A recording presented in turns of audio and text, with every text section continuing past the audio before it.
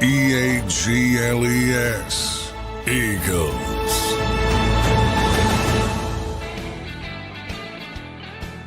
And welcome in, everybody, to a Wednesday edition of Birds 365 here on JAKIB Sports. I'm your host, Zander Krause. That's my co-host, Johnny Mac, John McMullen, here with you live for a full show today. Plenty of news in Eagle Land that we'll get to, plenty of prep as we have more of the off-season coming up. Johnny Mac, how you doing on this Wednesday morning, my friend? Doing well, yeah.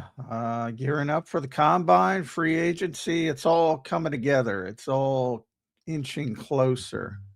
The hot stove season for football for all those baseball people. What's Johnny Mac tracking right now? You know, at this time of the year, I think your off-season view is a good place to start. What's Johnny Mac tracking at this time of the year for this football team? You got your eye on the combine. What is it, J Mac?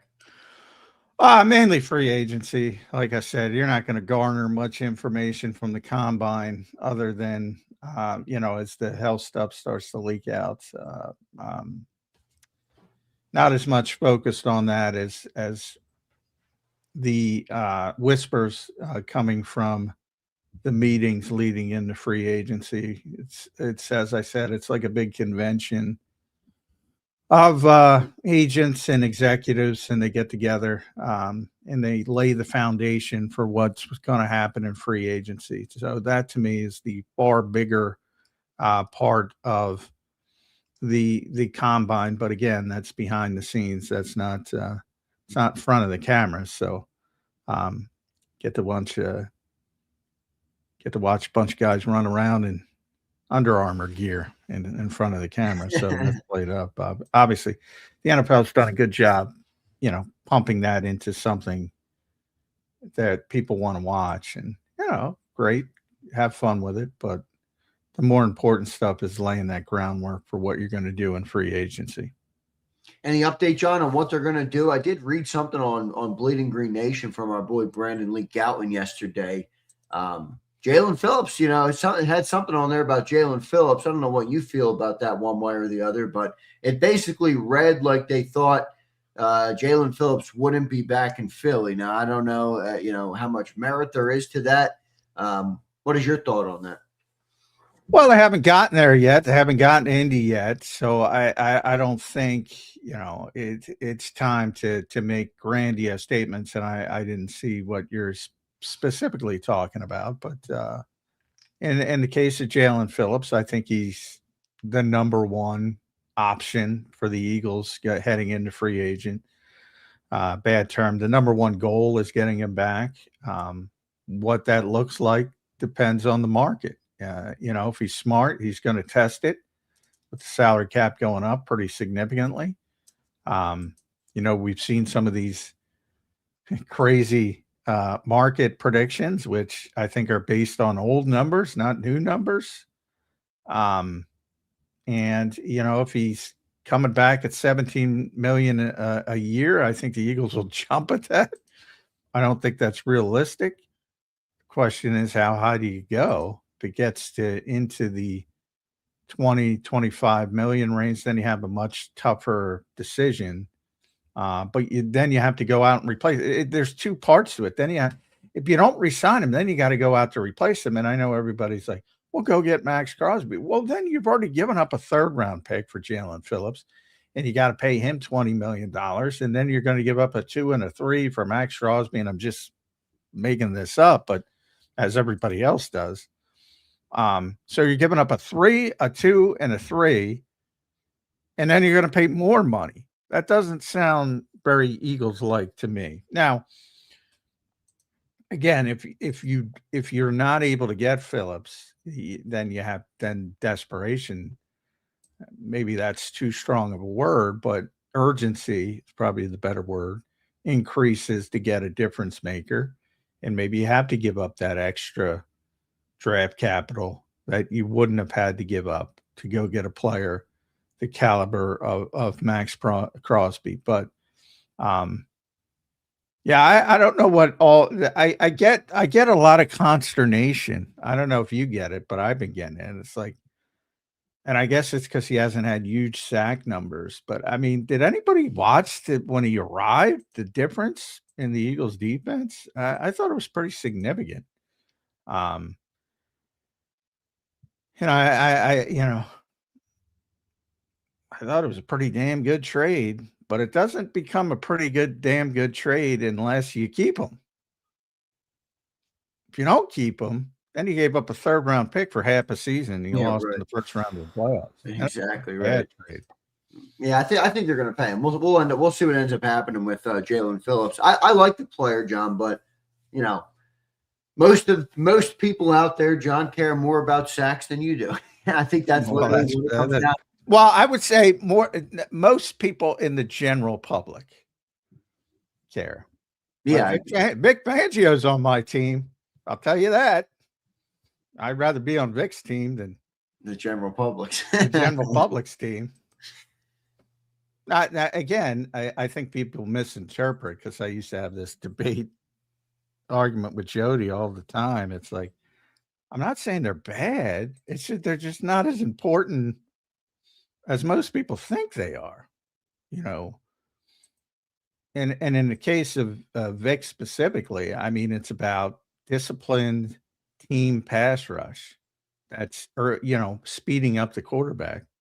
And he doesn't care who gets home. Right. And has explained it multiple times. Sometimes Morrow gets a sack, but Jalen Carter created it. But Morrow gets the credit for it. And sometimes vice versa. And sometimes it's Jalen Phillips and Jalix Hunt gets credit. And sometimes it's vice versa. Right. Who cares? I definitely agree with you on that, John. I think the one area where I might slightly disagree with you would be, I do think sacks can have a big impact on the game, and I don't think that your take is that they can't have a big impact. It's that they don't tell the full story, and there's a lot of lost context in them. But I've seen too many times where you have a 2nd or a 3rd and long, that completely messes up your offensive drive because of a sack. Now that's the only spot I would say if you're a finisher, that's a big value to a defense. But where I agree with you is that it doesn't tell the full story of how much an edge rusher has an impact on a defense overall. If that makes sense. Yeah, I mean, I think misinterpret. They're never a bad thing because it's going to be at the bare minimum, a loss of yardage but there is no difference when you see at the end of the season. There is no difference between a strip sack and a touchdown. That's one sack. In a sack for no gain, literally no gain, not even a loss. Right. Stop them at the line of scrimmage. That's a sack. When you look at the end of the season and look at that, they don't differentiate that. This one, I wonder what the percentages are. Like how many of the sacks do happen like that, where they're within a yard from the line of scrimmage. Well, you see it every week. I mean, it's a significant number. And there's a lot of ways you can affect the game. I talk about it all the time. I always bring up the Chris Long play. That was a pressure. That wasn't a sack in the NFC Championship game. And that, if it were a sack, it would have been great. It would have been drive over, Vikings punt the football, and who knows what happens. But at that point of the game, it was, I think people forget because it turned into a blowout. It was 7-0 Minnesota. They went right down the field, scored pretty easily. They were moving the football again. They got one first down, and you're like, they're nearing midfield, and you're like, oh shit, what's going on here? And then here comes Chris Long. Pressure, not a sack. Ball comes out of Case Keenum's hand. Patrick Robinson intercepts it. Rest is history. Rumbles back for the touchdown. You could hear the noise in South Jersey. Jonathan Gannon talked about it. He was a Vikings assistant at the time. Stole their hearts on one play. That's not even a sack, but that's pressure. That's a good example of a really good pressure. Do you also agree that, there's moments when a pressure is just not enough, obviously, same thing. I mean, there's tons of moments where quarterbacks just avoid it and make big plays. In the face of it, right, and make a big play. Yep. But it works both ways. And I say sacks are never a bad thing because by definition, you're going to lose yardage as the offense is going to lose yardage or at the bare minimum only reach back to the line of scrimmage. But there's a ton of there's a ton of less than meaningful sacks, and you gotta pick that apart from the ones that are meaningful. And again, I use Chris Long again because he's a big time pass rusher, and he's talked about this multiple times. He would mention some of his. That's Fletcher Cox, Right. ran the guy right into me. John, it seems like, and maybe I'm wrong here, but do you think the NFL at large, not like Vic, I'm talking like the big picture, is more, I don't want to use like your side, but do they think more like you? Because I do say, man, a lot of these GMs will pay these sack guys, man. The sack guys get big money. Myles Garrett, he's a little bit different beast. But, Jalen Phillips is being rumored between 16 and 20 million. Now, I think it's going to be more than that, but you get my point. He's not getting paid as much because of probably those sack numbers, as opposed to if he had double digits last year.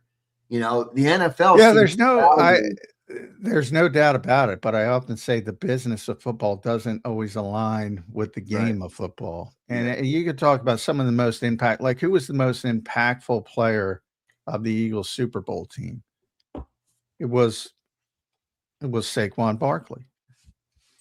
At a position they devalue and they pay less than everywhere else. But when you're a good team and you have a good running back, look at Jahmyr Gibbs in Detroit. Right.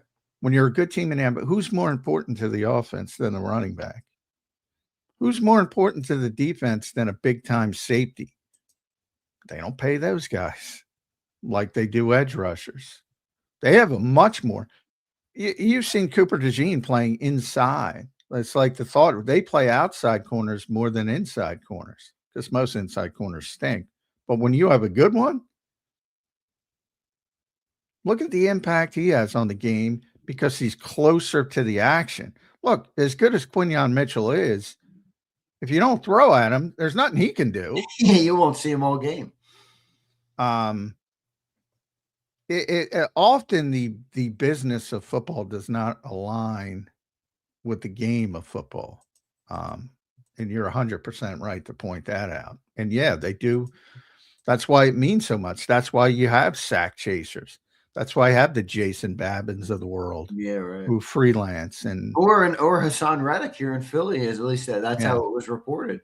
And that's why people like Vic love unselfish people who aren't worried about that. And it's not easy because you're exactly right. If Jalen Phillips gets double-digit sacks for 4 years in a row, I might be the only one, but I'll say it. You could say, what is it, February 18th, 8:21 in the morning. Jalen Phillips is a better football player than Max Crosby. I'll probably be the only one that say it. Maybe Vic would say it. Certainly the only one in the media. He's a better all-around player. Not getting paid as much, but I'd rather have him. I know Vic would rather have him. And what does he do that just to elaborate on this, because we're on it this morning? What does he do that makes you say that? In turn, like, he does everything. Because I know, but I want to be specific because people are going to hear that, and I don't care whether they agree with you or not. That's not my point. They're going to say, "What the fuck is John McMullen talking about?" Jalen Phillips is a good player, but Max Crosby is one of the elite pass rushers in the league. Why do you say that you'd rather have Jalen Phillips? What does he provide to you that Max doesn't, that would make you say that? Well, he is a big, strong dude. He can set, and that's what I was most impressed with. His ability to set the edge, his ability to play and run support. And I kind of got it after he got here. This is why Vic likes him. So when you have a guy who can set the edge like he did, and be a disruptive pass rusher. And, oh, by the way, he can move inside and play inside. If you want to go NASCAR and you want to have 4 pass rushers on the field, he can rush from inside. I mean, he is exactly what Vic wants. And it's no coincidence that the best 2 stretches of football he's played are under Vic Fangio in Miami before he got hurt and when he got here. I don't think that's a coincidence because he's unselfish. He's not chasing sacks. He's just doing his job, and he's doing it very well. And I think he was, for a while there, and it didn't end well. But for a while there, the Eagles looked like the best defense in the NFL down the stretch. And I think his presence had a big deal with it. And I asked Mick that question in a press conference, and I boiled it down to his impact. How much better has he made Jalix Hunt? How much better has he made Nolan Smith being on the other side? And he expanded it. He was like, well, it's not just the edge rushers. When you get a player like that, he makes everybody better. You're keeping blockers off when you set the edge. You're keeping blockers from getting the second level to get the linebackers. Obviously, the pass rush impacts the coverage, and the coverage impacts the pass rush.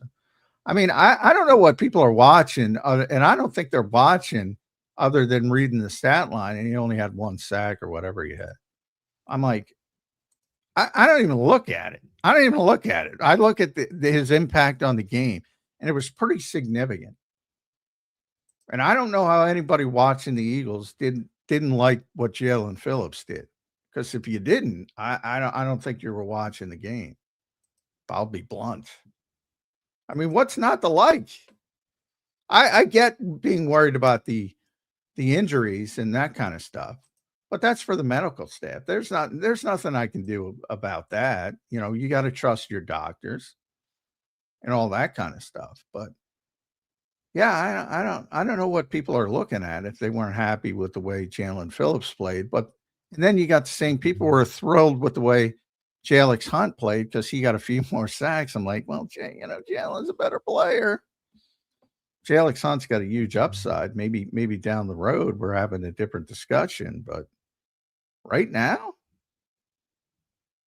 I mean, look at the Eagles pre-Jalen Phillips. Look at the Eagles it's true. Post-Jalen Phillips. Their defense really did become a unit that we all believed was good enough to go the distance, to basically get to the champ. I mean, Jeffrey Lurie called it the championship defense, and that didn't happen until Phillips arrived. There's no doubt about that. All right, John. Well, it sounds to me like you think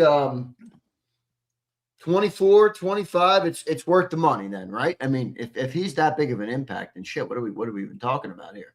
Yeah, I would, again, you have to see the market. Maybe the market's not as strong as because let's you be don't want to honest. give him the money if it and that's what I mean. Howie's very good at that.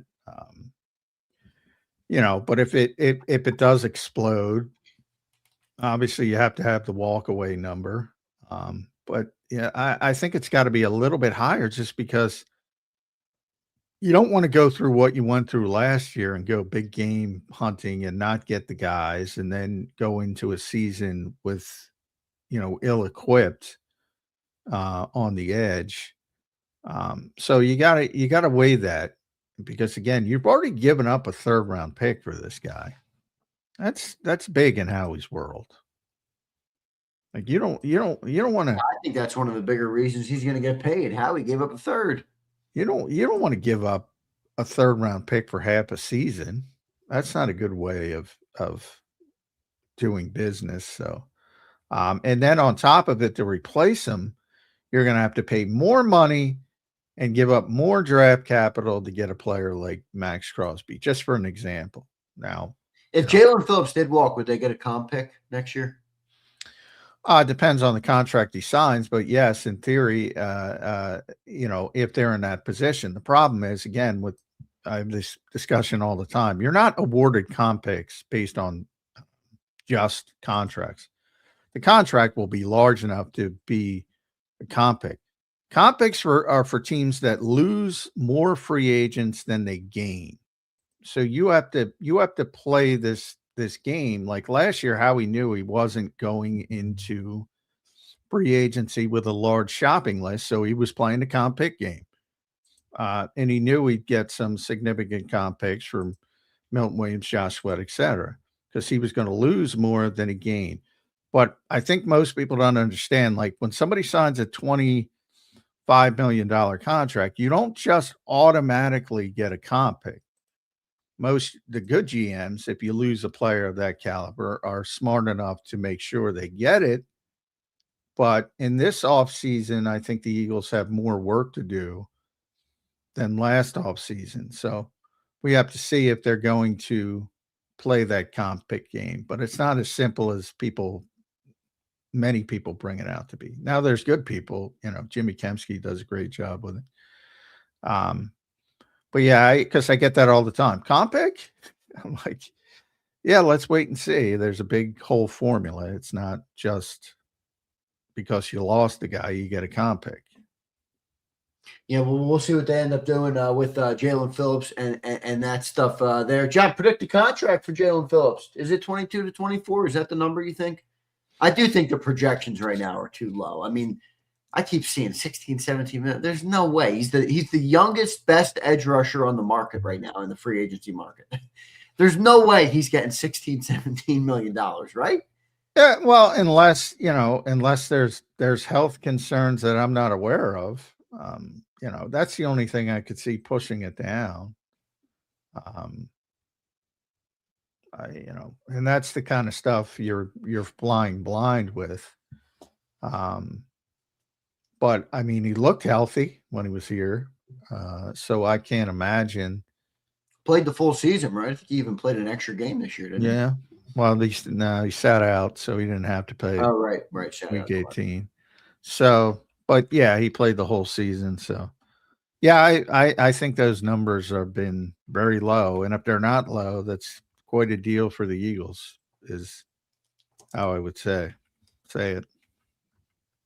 Yeah, I mean that'll be interesting to see if what happens there. I think they're going to pay him, but we will find. I go back and forth on him. It feels like they're going to pay him, but if somebody comes in with crazy money, it wouldn't surprise me if Howie walks. But John, I think you're right. I mean, then it brings up the problem of, all right, well now you got to replace him. Yeah, well that's the problem. Now you got. I'm just looking it up real quick. Before this season, there are 1, 2, 3, 4, 5, 6, 7, 8, 9, 10, 11, 12, 13, 14, 15 guys who are making over 20 average annual value. And then, if you think about what was the number, 17. So if you go 21, 22, 23, 24, 25 are already over 17 million. I mean, I don't know how he gets 17 million. Max Crosby, by the way, was at $35.5 million. Now, obviously, you're not at that stage, and some of that is funny money at $62.5 million guaranteed. So it won't be that bad if you require. But you also have to give up significant draft capital, and he's going to be 30. Yeah, to me, it's not even a discussion, but we'll see how he handles it. Yeah, we'll see what they end up doing there. Going to be interesting. And you never know about the player too. Remember, he's his I don't know if it's his wife or his fiance was pregnant. Lived in South Florida, loved it in South Florida. It could be, there's other stuff involved. There's always more to it than sometimes you think about. That's fair. Fair. Good point there. All right. Well, we'll see what they end up doing with Jalen Phillips. It is interesting with the defensive free agents, John. It feels like, I mean, Reed Blankenship, do you think he comes back? I don't know. We'll talk about that. Nakobe Dean, Jalen Phillips is out there. Well, it feels like if we have another offseason where all these guys walk, I mean, is Vic going to be able to keep doing this every single year? I don't want to get too greedy with Vic, John, where you just, all right, everybody can walk and we can keep getting cheaper at every spot. And Vic is going to keep turning garbage to gold. I don't want to do that, John. Well, no, and Vic doesn't have garbage, man. I think people were asleep and they woke up one day and they don't. I think a lot of people don't even realize it, but the defensive players on this team are better than the offensive players. People just haven't caught up to that. The best players on this team last year were, the Cooper DeJeans of the world, the Quinyon Mitchells of the world, the Zach Bonds of the world. And even Jalen Carter had a down season. Jalen Phillips, when he got here, Moro Jomo had a great season. Jalix Hunt had a good season. Yeah, I mean, I don't know when people are going to catch up to that, but he's not turning garbage into gold. He's got gold that he's shining up. There would be a lot of departures, man. I mean, you're talking about Sweat, Milton last year.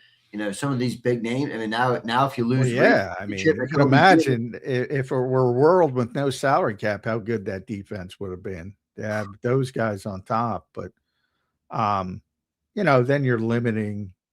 If Josh Sweat's here, Jalen Hunt's not playing. Let's be honest. If Milton Williams is here, Moro Jomo's not playing. right? So it's a give and take. But they did a good job replacing those guys. You might lose in the Kobe Dean, but you got Jahad Campbell. Again, not garbage. I Reed is the guy I think will be back. But if he isn't, I think, he's replaceable. Let's be honest. So yeah, I mean, their best players are on defense now. Someday people will realize that. We'll see what ends up happening. Good stuff there, everybody. I want to thank everybody for being here. We got a super chat we will get to in this opening segment. Then we'll talk about the finalization of the Eagles coaching staff. And then we will look at some of the best draft prospects for the Philadelphia Eagles in round one. What I also want to do at some point this week and next week is look at some of the biggest positions for the Eagles in the draft, and then give you guys like a good list of the names and what we think of each of them. So we'll do that here on Birds 365. Let's go to Brian Fleming here, our super chat today. What's up, Brian? Vic's gonna want an end to drop back in coverage and spy like JP. For the Crosby crowd, I only saw him do that once in 25 versus the Chargers. J-Mac, thoughts? Yeah, I mean, Phillips is clearly a better fit for what Vic does. The dropping isn't as dramatic as people make it out to be. It's not, like he'll work around it. But he likes to have that tool in his toolbox if he can have. Jalen Hunt did a great job with it. But people he wants that ability, but if he doesn't have it, he'll utilize, like Khalil Mack. I always go to, he wasn't the best dropping overhang player in Vic Fangio's career, but he did a pretty good job with him. So he will take it. He will not ask Max Crosby to do that if that's who they have very often, other than as a curveball where you're trying to fool somebody. So you're right. Jalen Phillips is a better fit. I don't think there's any question about that. Max Crosby's not going to move inside. Max Crosby's not the greatest setting the edge. Max Crosby's a kind of a one-trick pony. Is he glorified Hassan Reddick? He's well, I mean, they're both good players, but yeah, I'm not saying they're not good players, but they're not particularly like the most versatile. I mean, Hassan's not the most. Well, I think Hassan started his career as an off-ball linebacker, which was insane. He could do it. He just didn't like doing it, dropping. So yeah, Max is just a big time Max would be great in Jim Schwartz and a Jim Schwartz defense. That's where you want Max Crosby. Old school 4-3 that's where you want Max Crosby, in my opinion. Just go get the quarterback. Right. Nothing else. Don't worry about it. Yeah, not what the Eagles do. Maybe if we had, if you had Jim Schwartz, maybe John, that would be a good fit. But we'll see. All right, John, let's get into the coaching staff real quick, just to finalize this, and then I want to do I should mention real quick. Yeah, go ahead. I forgot to mention the NovaCare complex is no more. Oh yeah, I meant to hit that. Dan started the show. Yeah, the NovaCare complex is donezo. John, what's the update there, brother? New name. It's been around for a quarter century. It's been the NovaCare. I'm going to have a really difficult time with this. A really difficult time. It is Jefferson Health is taking over the rights to the team's practice facility. So now it's going to be the Jefferson Health Training Complex, which does not roll off the tongue. No, sorry. Jefferson Health. No, yeah, that's terrible. I mean, let's call it the NovaCare was fire. So it was a fire name for it, NovaCare Complex. And But I have a feeling a bunch of people are going to keep calling it NovaCare by mistake, just out of habit. yeah, it might take a couple years to make that Yeah, switch. yeah. So the Jefferson Health Training Complex. There you go. Exciting news. It's funny, John, because the other, I don't know, a couple of weeks ago on the show, I think after you had left at 10, I was talking to somebody asked a question, and I was saying the one area that sponsorship choice really matters, is like naming stadiums. Like I look at Heinz Field is now Acrisure or Oh, that's Acrisure. brutal. It's That is brutal.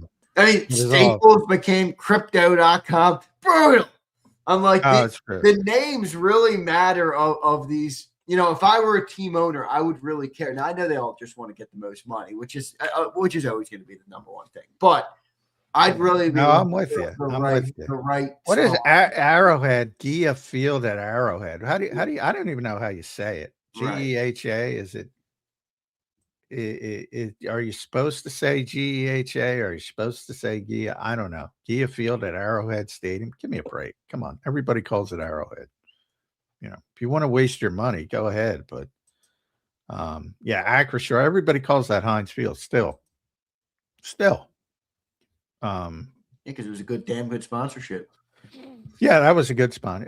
Look at locally, you have. I often try to go back to currently the Xfinity Mobile Arena. If anybody can run down every single name they've had in the past, That's a lot. Which, by the way, that's not even I always joke that's not even a sponsorship because, Comcast owns the damn building. Right. So that's saying we couldn't get a sponsor is basically what that's saying. Xfinity Mobile or it's more valuable to them to put their own business there, which is I don't think that's the case. I'm just telling you, I don't think that's the case. You're probably right. Yeah. Not that, not that a name sponsorship is going to sink that company, which is a monster. But yeah, you it's get a monster, you get the and point. it's another one of those monster companies that isn't even good. It doesn't even serve the audience, serve their customer well. It is what it is. All right, John. So next year, I'm going to be talking to you from what is it? The Jefferson Health Complex. Jefferson Health Training Complex. What are we going to call it? The Jeff? I don't know. I'm headed down to the Jeff. J Mac, are you live from the Jeff today?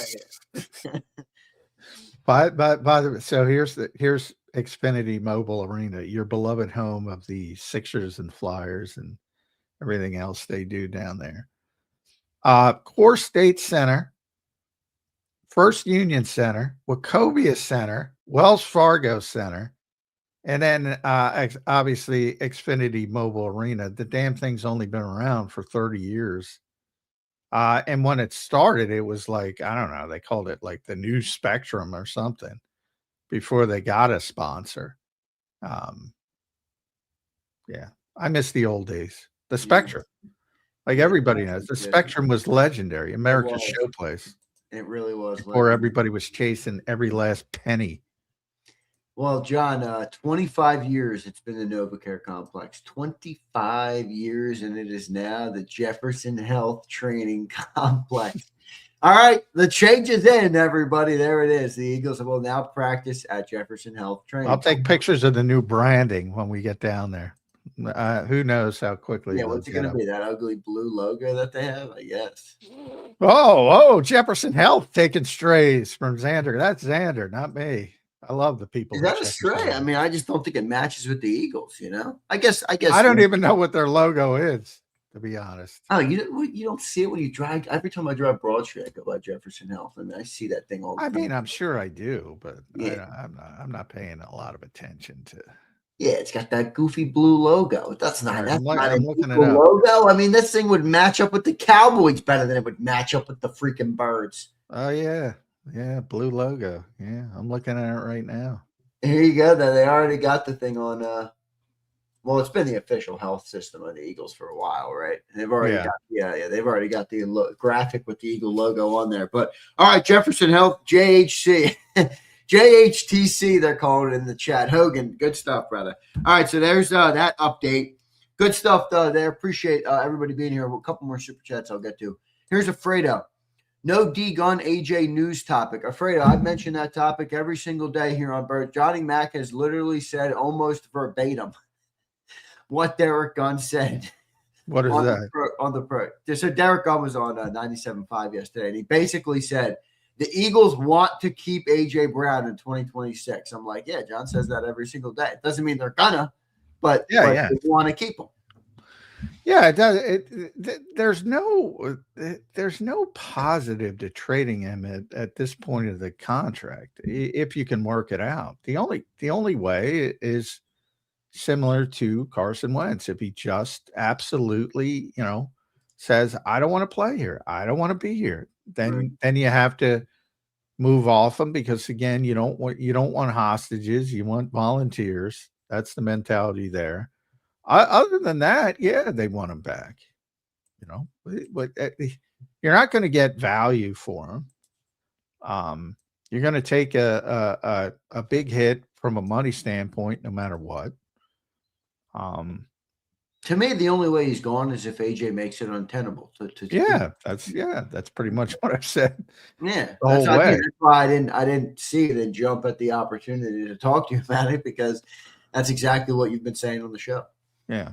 I think everybody understands that, who's around the team. And the hope is you rebrand the offense, Sean Mannion, the savior, and talk him into it. We'll see what happens. But I'll also bring up the context of, on Super Bowl Sunday, I thought that was, the Eagles haven't talked about trading A.J. Brown. I that's a timing thing. I can tell you, what I can tell you is the rest of the league thinks they're going to trade him. Not obviously, it's never a monolith, but a lot of people around the league think he's going to get moved, but that's from outside the organization. Because they just see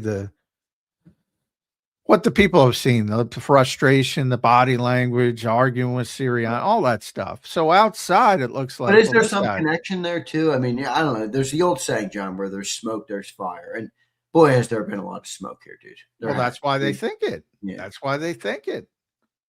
And I don't blame people for thinking that. But he's he's the rare, usually when you're portrayed like AJ's portrayed, you're not well liked. Everybody loves the guy. In the building as a person, his teammates, yada yada. Everybody loves the guy. Usually, if you're a pain in the ass, now everybody's like, come on, dude, settle down. So I think but for the people, when you see the reports, which are true, that people think that the Eagles are going to trade him, that's coming from outside the Jefferson Health Training Complex. Right? It's coming from outside the Jefferson Health Training Complex, not inside. It's not coming from inside the building. Now, if he makes it untenable, like you said, then it's a different conversation. But the contract says run it back for at least one more year. No doubt about that. Yeah, and I think the Eagles are going to want to do that. We will see what ends up happening there. It's something we will talk about. John, it's only February, and I got to be honest, man. I am sick already of the A.J. Brown contract. And I know it's funny because I have these things where I scrape and I look for what content's performing the best and stuff. It's amazing. All over YouTube right now in Eagle Land. You know what the number one performing topic is, John? A.J. Brown trade packages. Yeah, people love that stuff. Yeah, and 99% of the time it turns out to be incorrect and They just go on to the next thing. Yeah, well, it's part of the machine. People keep the machine running, no doubt. All right, Fredo, thanks for the super chat, brother. Appreciate you. Here's Brian Pumper in another super chat. Appreciate all you guys at the super chats this morning. And then we'll get into this coaching staff just real quick to wrap it up. And then we're going to do a little bit of a different look at it. Here's Pump. He says 46.5 overall PFF, 32.5 overall coverage grade. JMac, are those good metrics? How about you throw on a captain's patch? All the Reed fanboys got an enemy out of Brian Pumper. Yeah, Reed didn't have a great season, but no, he did not. Which was weird because he'd been pretty steady his entire career until last season. But Vic values him. I think in a lot of ways it helps that he had a bad season from the money standpoint. He's the leader on field, the communicator, the guy who gets everybody lined up on the back end. So I think he'll be back. But yeah, you'd be lying if you said he had a good year, because he didn't. But well, is he worth keeping? I mean, there is the tough part about Reed is like if you look at the numbers and stuff, yeah, you're like, all right, let him walk. You can replace that, but. Does Vic Fangio like him a lot? You know what I mean? He's the vocal leader on the secondary for the team, as it's been talked about. He's the guy, the communicator. There's a lot of things he does that Vic likes that maybe, hey, look, Vic, that seems to be a theme that Vic, there's a lot of things that Vic likes that the general public doesn't pick up on or doesn't value as much as one of the greatest defensive minds in the game today. Do they sign him, John? Do they let him go? I mean, he didn't have a good year. That's a fact. Well, I think last year when I thought maybe get an extension, he's coming off a good year. He's coming off multiple good years. Changed agents. I thought there's a clear indication that he's going to want every penny he can get, because remember, he's an undrafted player, so he didn't have a big rookie contract either. So you can't blame him for that. And kind of bet on himself, and it didn't work out. Whereas you saw the year prior, somebody like Milton Williams, the Eagles were trying to get him on an extension, probably something like $8-10 million. And Milton's like, nah, I'm gonna bet on myself. And now he's the second highest paid defensive tackle in the NFL, behind Chris Jones. Sometimes it works, sometimes it doesn't work. In his case, obviously it didn't work. I think it helps the Eagles in bringing him back, because I think he's going to have a much more manageable salary, which will still be significant compared to where he was in his career. So if you're looking at, $8 to $10 million, somewhere in that range, yeah, I think the Eagles, I think he'll be one of the more easier players to bring back. And I think they do, want to bring him back, because, and part of that is certainly Vic, because remember, Drew Makuba is going to be back from his injury. But you kind of, if you were paying attention, we kind of saw some of Vic's frustration with Drew Makuba as a young player, not lining up correctly, making mistakes. You got two of those guys for Vic, he's gonna pull what hair out he has left. So he's gonna want a traffic cop back there. He's gonna want Reed Blankenship back. And I think he should be back. And if you look at his prior history before last year, he's there's a large group of players in that category, Pumper, who did not have good years compared to their previous history. Most of them on offense. You're not going to throw all of them out either. So I think he'll be back. I think it's a big risk, John, too, to let him. I mean, I know he didn't have a good year, but again, this is where I think sometimes it's too, sometimes can be too black and white. I mean, you're going to let Nakobe Dean walk. You're going to potentially let Reed walk. I don't think they're going to let Reed walk, but in theory, if you let Reed walk, You let Milton and Sweat walk last year. That's what I meant by my garbage to goal comment. You're right. It's not garbage. I agree with you correcting that. Well, it might be they don't have anybody except like you can lose Nakobe Dean and John. I mean, these are the Reed and Nakobe Dean, as I've heard, are the leaders of aren't they the leaders of the defense? Them, and Jordan Davis. Really, isn't that kind of how it's been? Yeah, they are, and Reed especially. I said that if there's anybody who's going to be a captain, losing all the captain, it's going to be Reed Blankenship. But yeah, I mean that's part of it. But captaincy is great and all that, but I'd rather have the better player 9 times out of 10. I mean, that'll take care of itself. And it did this year. People were worried about it this year because it was so young and didn't really impact things that much. Because you have guys who are natural leaders and other guys will step up. It's just part of it. I'm that's way low on my list, losing captains or perceived leaders. Not that it's not important. Your quarterback's got to be a leader. You got to have, in general, I mean, quietly because of the injury, Zach Ballin took over that defense. When Nakobe came back, Zach Ballin was still calling the defense. They didn't switch back. So different type of leader, but he's already, entrenched. So yeah, I think they'll be fine from that perspective. Interesting stuff there. Here's Pumper. What's up, Pump? Traffic cop or traffic cone? J-Mac, get real.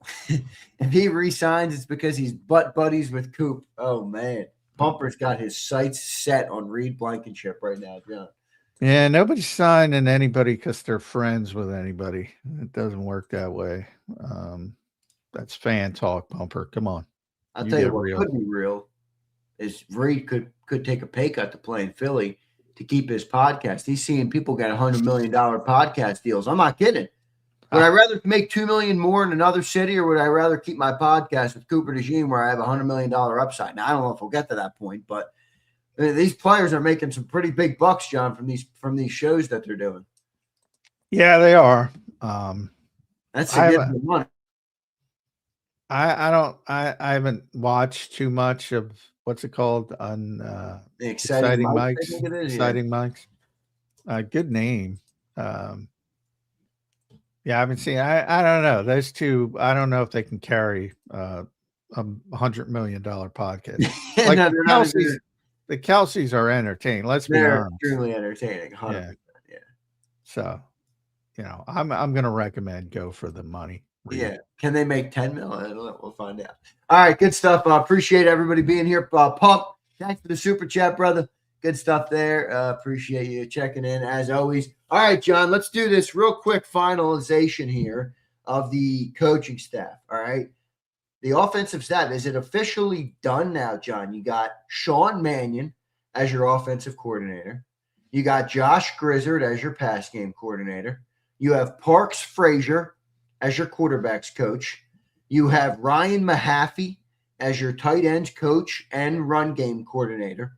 You got Chris Cooper as your O-line coach, and you have the return of Jamal Singleton as your running backs coach and the return of Aaron Moorhead as your wide receivers coach.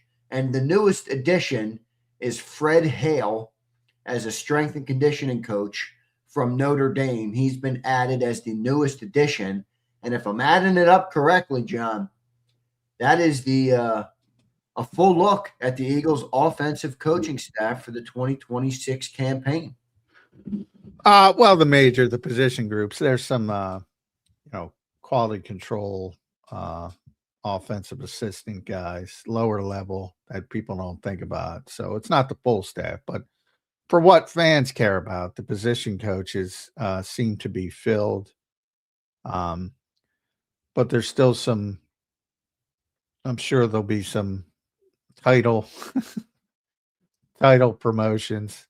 Montgomery Van Gorder, Eric Dickerson, the quality control guys, they might get bumps. Defensively, We still got to see what they do with Mike Pellegrino. That was sort of uncertain. Um, is he going to be the safeties coach? Last year they had a safeties coach, and he's got a history with slot. They've had a slot coach in the past, so they may they may change that. And then you have lower level guys. Tyler Yelk is leaving for Nebraska, so they'll have to replace him. So it's not 100% complete, but for the major position guys who are running rooms, that part of it is complete, and that's probably all the fans care about, to be honest. Well, what do you think? What do you think of the big names? You're right, there's some more to fill in, but lesser positions. What do you think of the big positions? What do you think of the staff, John? What are your takeaways from the staff when you look at that? I think there's some trends there, but I'll let you elaborate. What do you think? Yeah, I mean, defensively, everything's pretty much fine. You lose Christian Parker, they elevate Joe Casper, you bring in Mike Pellegrino. Pretty much the same staff. Defensively, offensively is where all the change is. And it's pretty significant. I mean, you have 3 young guys who are like the ecosystem around Jalen Hurts, Sean Mannion, Josh Grisard, Parks Frazier. And we talk about the constant change and the shifting. Now you have it with the run game where Chris Cooper and Ryan Mahaffey will be like teaming up to try to get that up to speed. Yeah, I mean, I 21 of 32 teams have new offensive coordinators. So the idea of continuity just doesn't exist in this era of the NFL. And we're going to find out pretty quickly. I mentioned those Jalen Hurts quotes and the shift from Brian Johnson to Kellen Moore yesterday about building a foundation, but then adapting to what you have. It's what everybody should be hoping for. And we're going to see. We're going to see what it looks like. I've been through it before. I think I know what it's going to look like, but until you see it, you never know. I think the offseason, the OTAs, the mini camps, and certainly training camp, you're going to hear a lot about the Shanahan-like concepts they're trying to bring to the offense, and we'll see how long it lasts. Is there anything about the staff that you don't like, John? But I mean, there's nothing. They lost a lot of proven guys, and they have a lot of unproven guys. Yeah. I mean, but that's just the nature of the beast. I mean, it doesn't mean they can't do it. It just means there's no demonstrated history of doing it. Parks Frazier, for instance, he's never coached a room before in his entire career. I don't understand that move. I really don't. He's never coached a position before. And now you're tasking him. Now he used to play the position. Lower level, Murray State quarterback. But he was a quarterback. I just don't like. Are they doing the franchise quarterback? Are they doing him any favors with that hire? I mean, if I'm Jalen Hurts, I don't know if he doesn't. I'm. Yeah, but if I'm Jalen Hurts and I'm in Cabo or Cancun, wherever the hell he is right now, in the off season, and I get a call from the Eagles, and we moved Parks Frazier to be your quarterback's coach, I'd be like, man, I'll talk to you when I get back. That doesn't excite me. That doesn't inspire me. That doesn't motivate me. That doesn't. Oh, good hire. He was our pass game coordinator last year. We sucked. Now he's a quarterback's coach. I mean, I don't know. Maybe I'm thinking about it wrong. I just don't get that. I'm like, that doesn't sound like a good hire to me. Well, I get it from that perspective, but maybe he's better equipped to handle this job than he was that job. And some of that job, the pass game coordinators, in a lot of ways, I think, even though people think the pass game coordinator is more important, I think the quarterback's coach is more important. I agree. So I mean, he didn't do great as a pass game coordinator. Now, whether that was his fault or not, I do agree with you Well, there. that's what I'm saying. He's I like, don't know if it was all him, but you're like in on the Philadelphia Eagles. If you're the pass game coordinator, you're the fourth level. You know, I'm not going to kill him for that. I don't kill Kevin Patullo for being second level. I just, I don't know. He's fourth level. What am I going to blame him for? Yeah, let me move Parks Frazier. So you give him an upgrade though? Well, if they think he's a smart guy, and they obviously do, who understands the position and he played the position, and maybe he's got an innate feel for the technique, because that's the biggest thing to me. The technique and fundamentals and the shift to more Shanahan-like under center drop back game, that's a lot of change for Jalen Hurts, and you got to have somebody who understands the footwork and things like that. Maybe he knows it. Maybe he understands it. Maybe that's his expertise. I don't know. But I will say, they had Scott Loeffler under contract. I mean, if Jalen Hurts wanted him back, I don't think there's any reason that they wouldn't have brought him back.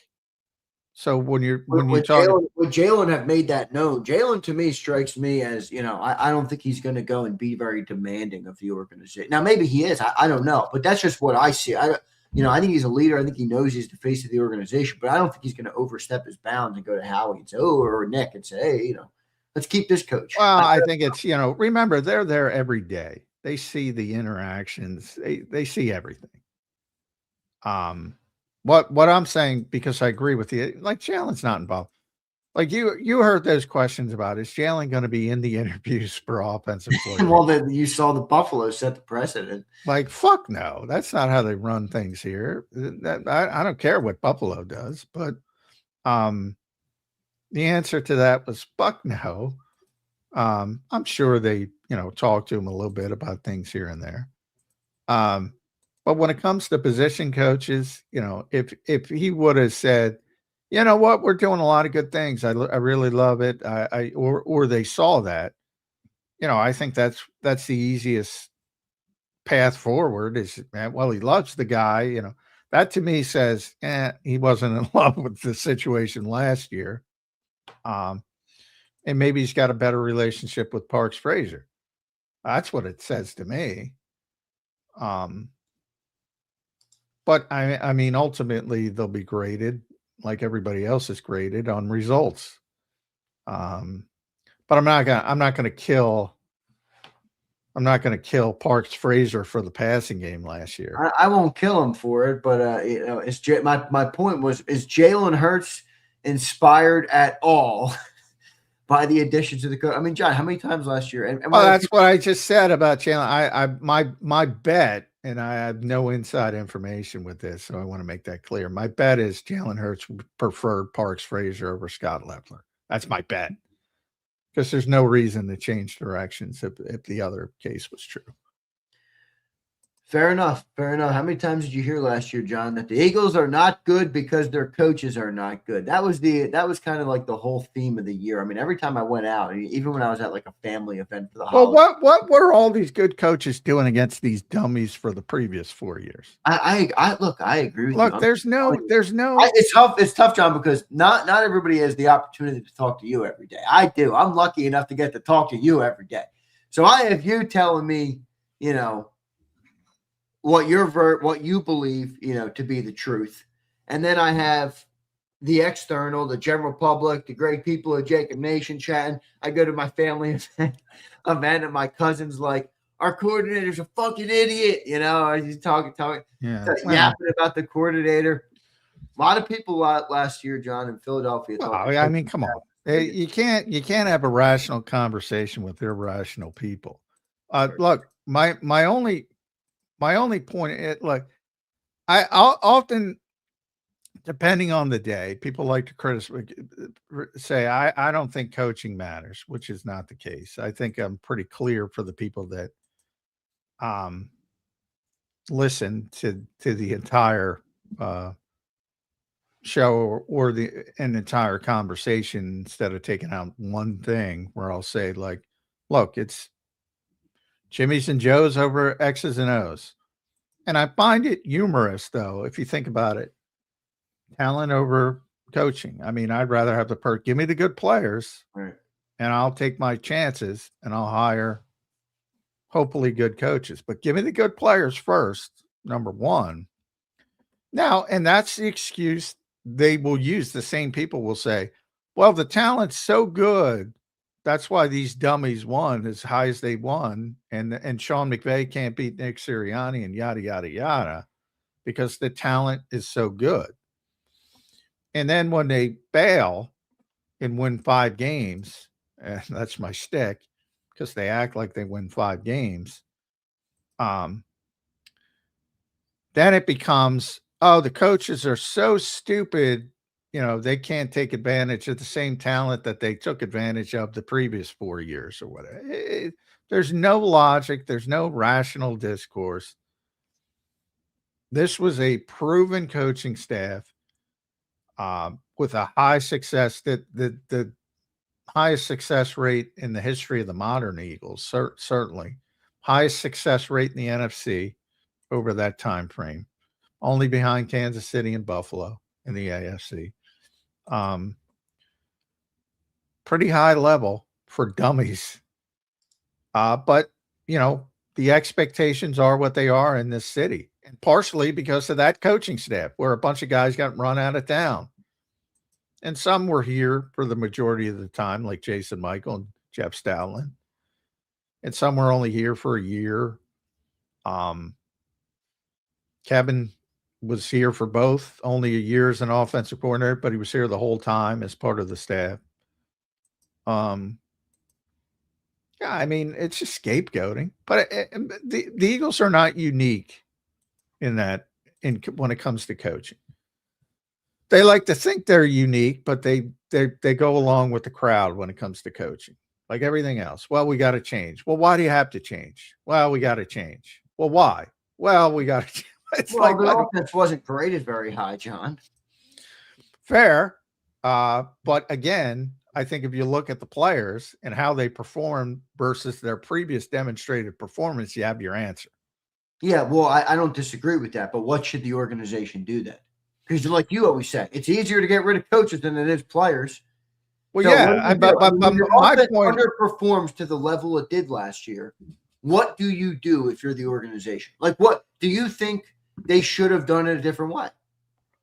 Well, I would have been more patient, yes, because I've seen the history and I saw the way the players played. And I would have said, Landon Dickerson was banged up and playing through a bunch of shit, and nobody knows this better than them. Cam Jurgens was playing through a back that he had to go down to Medellin to get stem cell treatment for. Lane Johnson missed half the season. And then you had the downtick in play from Saquon Barkley because of that offensive line, mainly.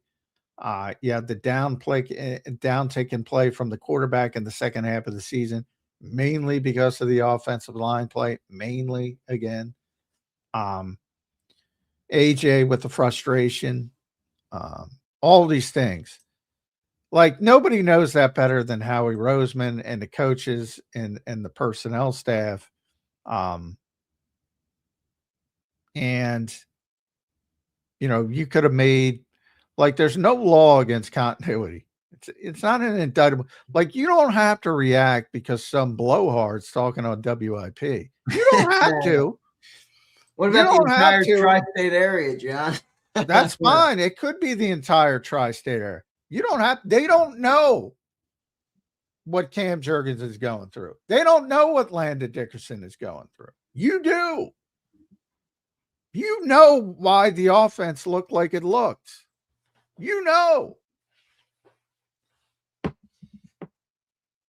But, maybe the one fly in that ointment is you got to convince the top banana of that, who's closer to a WIP caller than somebody who understands what went on. So, yeah, there's my rip of Jeffrey Lurie. And that's the most difficult hurdle. And the natural inclination, and it's got nothing to do with Philadelphia, it's every city in this league, is to blow out the coaches because it's easier to blow out the coaches than the players. You can't replace Landon Dickerson. You just got to cross your fingers that the stem cells work for Cam Jurgens. Which there's no guarantee of that, my friends. We'll see what ends up happening. Good stuff there. We got a couple super chats we'll get to. And then we got Brandon Lee Gouton in hour number 2 coming up here in about 7 minutes from now. We'll talk to BLG. Let's go to Sean Mims. What's up, Sean? Hurts will never stop rolling right and throwing the ball away. Step up in the pocket. You would like him to step up sometimes here and there, Sean, but that's part of his game, man. He's a playmaker and he makes a lot of plays outside that pocket. So it's just kind of one of the things I think you got to take the good with the bad and keep rolling with it. John, your thoughts? Yeah, I mean, typically that's early in his career. That's what Todd Bowles did to him. That was and it was actually, you get him rolling left, then it's really the play's over if you can do that. But yeah, anytime you flush instead of climb the pocket for a traditional quarterback, that's very bad. You got to embrace the unique, man. Not a traditional quarterback. People are trying to turn him into a traditional quarterback. And I don't know if that's going to work. But you have the two extremes that think, you have the one extreme that loves him, that thinks he can do anything. And just if you say do it, he'll do it. And then you have the other extreme that doesn't recognize how good he is and how successful he is, and often in an unconventional way. And we're far enough into Jalen Hurts' career to understand what he is as a player. And what he isn't is a guy who can climb the pocket. Is the Eagles organization trying to turn him into something he isn't? Seems that way. Or is it the Eagles coaching staff? Or are they Well, it definitely hasn't been the coaching staff to this point. To this point, it seems like they want to go in that direction. But is that my question is more like, do you think that's coming from upstairs? Like, oh yeah, change the offense. Or yeah. is this next effort, to try and make it better? I don't know. That's what I'm trying to figure out. I'm pretty sure it's coming from upstairs. Pretty sure. I'm pretty sure too. I'm with you. I'm in agreement with you on that. But Sean, thanks for the super chat, brother. Appreciate it. Here is Corporate Pump. Jalen Hurts, the offense is going to look like what Jalen Hurts wants it to look like. Proceeds to have a dog shit season. No accountability in sight. I don't think it was a dog shit season, but I think, the first half of the season was pretty good, actually, from just an individual perspective for Jalen Hurts. What if you're going to grade the quarterback, since we're heading in the list season, where would he be? I'd put him 10, 11, 12, somewhere in that range. It's not like he's the 30th best quarterback in the NFL. Yeah, not even close. And I've always said, upside, when he's having his good seasons, he's going to be on the cusp of top 5. And then, when he has his seasons like he had last year, he's going to be 10, 11, 12, somewhere in that range. John, what I do think is a fair and relevant question about this, because I do think people go a little too far with it. I'm with you on that. But what I do think is a relevant question is, if Jalen's not going to be the same dynamic player from a sense of the running and the other stuff that he's added up to this point in his career, it's fair to wonder, or fair to at least ask, how good is that player still without that, in his toolbox? I think that's the fairest point of all. I don't think he's going to be the same player if he doesn't. And again, I don't know who to blame for that, if that's Jalen himself, if that's the organization, if it's a combination of both. Personally, I think it's a combination of both. From the organizational perspective, I'm about maximizing the shelf life as long as I can maximize the shelf life, no matter how long that is. I'm not worried about keeping this guy till he's 40.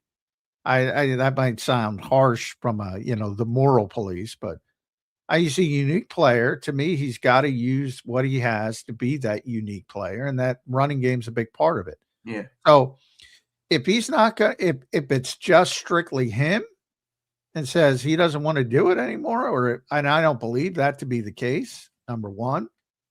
But if it's just strictly him, then you got to start thinking about turning the page, which is easier said than done. But you got to start thinking about the next chapter. Because what I don't think is going to happen is he's going to turn into the guy who's climbing the pocket and being patient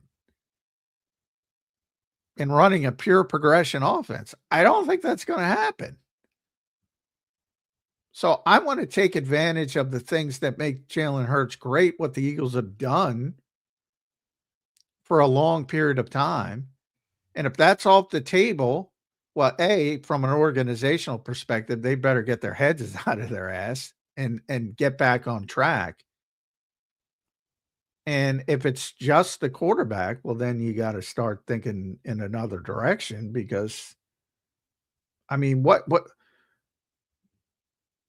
got BLG coming up. I mean, I'll ask both of you guys. It's like, do you think he's going to be able to do that at this stage of his career, completely morph his game and turn into a traditional drop back passer? No, heck no.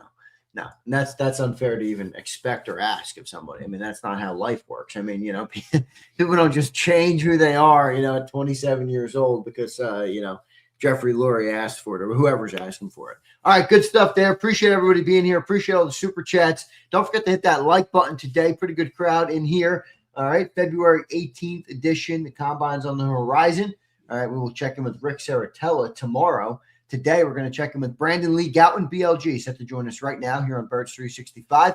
He joins us. You can follow him at Brandon Gouton. Read all his work at bleedinggreennation.com. BLG, what's going on, man? How you doing on this Wednesday morning? Doing good, guys. How's it going? Doing well. Not sure how much you heard of that, BLG, but we got into a little bit of a Jalen Hurts discussion because it certainly looks like the Eagles are going to shift offensive philosophies and try to go in a different direction. I'm about taking advantage of the shelf life of this particular player who plays the position in a little bit of an unconventional way, at least compared to old school quarterback play. What's your answer? Is your answer turning him into something he hasn't been, or just continuing to try to elevate what he has been? I think you have to lean into the strengths. The running thing is a weird one because it was just so drastic of a drop off last year. Like there's a big gap where he was in the first whatever years of his career here and what we saw in terms of the rushing attempts per game. And I don't know this explicitly to be true, but my sense is that the Eagles weren't like totally furious about the running less from a standpoint of like, I think they are on board to some extent of, they want him to be healthy. And therefore, he needs to protect himself.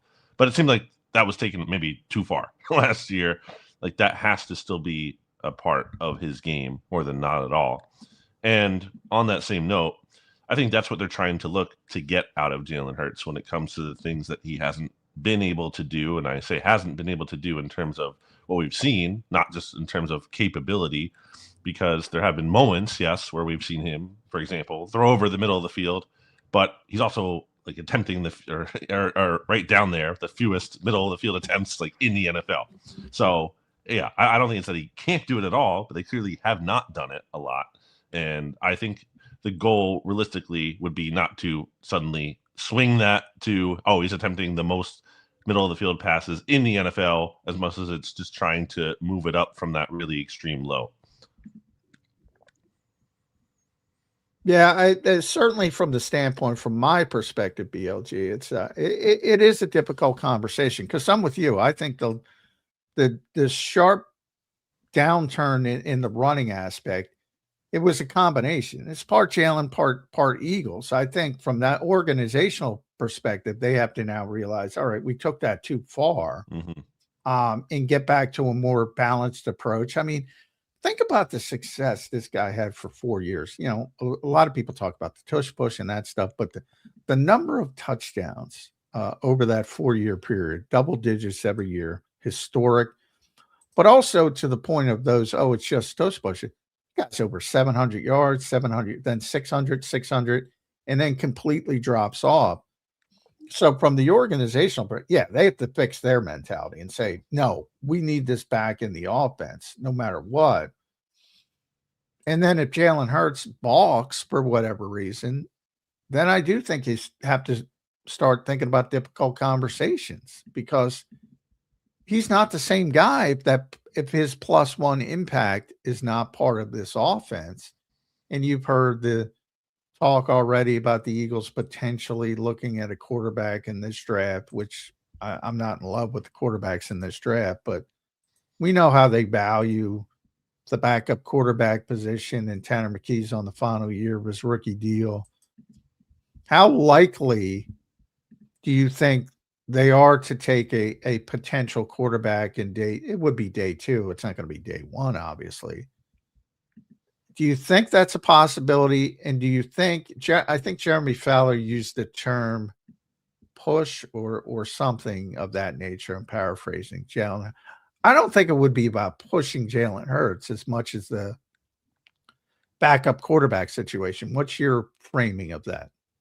I wouldn't rule out round 1. I mean, just from a standpoint of, like, we've seen crazier things happen. Like, no one thought the Packers would have drafted Jordan Love, you know, when they did in the first round. Well, I agree with that, but I'm like, who's going to be there? See, that's the part, I can't speak to as well, just not knowing the quarterbacks in this class. But just in theory of, like, you know, if the Eagles loved a guy there, I don't think that's impossible. I don't think it's the most likely thing by any means. But I'm all about drafting a quarterback, and let's just take Jalen Hurts out of it for a second. Like, this is because I think a lot of people think it's like, oh, if you want to draft a quarterback, that means you hate Jalen Hurts. To me, the starting point of this has nothing to do with him. It has a lot to do with the fact that Tanner McKee's on the last year of his rookie deal. I'm guessing they would want to get some value for him and try to trade him if there is value to be had. If not, okay, you ride it out with him one more year, and he probably walks next year in free agency. It's not a disaster, but I don't think that's the optimal outcome either. And if you need a backup quarterback, like, these guys cost real money. Yeah, like, for example. Well, that's the reason they drafted Jalen. Howie was ahead of that. He was like, these guys are too expensive. I mean, it's true. Zach Wilson. Does anyone want Zach Wilson as their backup quarterback? No. He cost $6 million last year. Jared Stidham, same amount. Like, Mason Rudolph, $4 million. That's brutal. You have to pay these guys who aren't good, like, real money to have as a backup. So just the fact that you could draft a guy and he's only making, like, peanuts relatively, like, you know, under $1 million, depending on where you draft him. Like, there's value in that alone. And that's over the course of multiple seasons, by the way, because otherwise you're just churning the backup quarterback position, the veteran market. So, like, to me, just from that standpoint, I think there's value there. And then obviously when you bring Jalen Hurts back into it, the possibility that you do have to pivot, you want an option that you could do that too. I'm not saying that's even necessarily definitely going to happen, but in the event that it does, just like no one thought would happen going into 2020 before the Eagles drafted Jalen Hurts, you never know. And I think that's kind of where I'm at with it, is that I just think there's too much value to be had, both from a backup position and the standpoint of you want to have someone that you could pivot to if things go wrong. So give me the round, BLG. Where's it land this year? Where do they draft the quarterback? Ty Simpson at 23. No, I'm joking. I think day 2. Yeah, I think 2 or 3. Day 2 is probably where you look there in terms of, like, you know, who's worthwhile taking and what could be realistic for them. And I'm on the Garrett Nussmeier train, like, by the way. I'm on the Garrett Nussmeier train. If he falls to the 3rd round, which I don't think he will, because there's so few quarterbacks I think will get pushed up the board. Mm-hmm. But you know, they would rave about Garrett Nussmeier. But now that's part because Doug was here, Doug Nussmeier. But they did really like him. Now he had a bad year in LSU, but I think he's the potential guy that I would look at if they're going to take somebody on day 2, I think it's going to be Garrett Nussmeier. We'll see how that shakes out. You brought up, I think it's an interesting conversation with Tanner McKee because, as you mentioned, the whole philosophy behind this is draft a cost-effective backup and spin them off for something of value and do it again, and that's the perfect way of doing it. We've reached the end of that rope with Tanner McKee. You can probably get something for him. I don't know how much, but then you need a backup. Yep. How do you handle that situation? It's just, well, if we can draft something, then we start. Then we start thinking about spinning off Tanner McKee, or are you comfortable saying we'll live with it? We got, from their perspective, and luckily didn't have to see it. They had a good backup for a couple of years. Did you just accept it and move on, or do you try to really be urgent about it and get something back for him? Yeah, I mean, if the market there isn't there for McKee, you don't have to trade him. There's value in riding out that last year of his deal, for sure. If you're getting, I don't know, a 7th round pick, whatever. And there's nothing worthwhile for him in a trade, so you just ride that out, obviously, at that point. But if you can get something that's like real, I guess, we're talking maybe like 4th round pick above. Like, I think you have to really consider that, especially if you like your ability to pivot, whether that's draft someone. They could probably bring Sam Howell back if they really want to, just so Is there a world where they do what you just said with the back, pay him $5-6 million and keep him around, extend him? Like beyond this year, yeah, if they do that.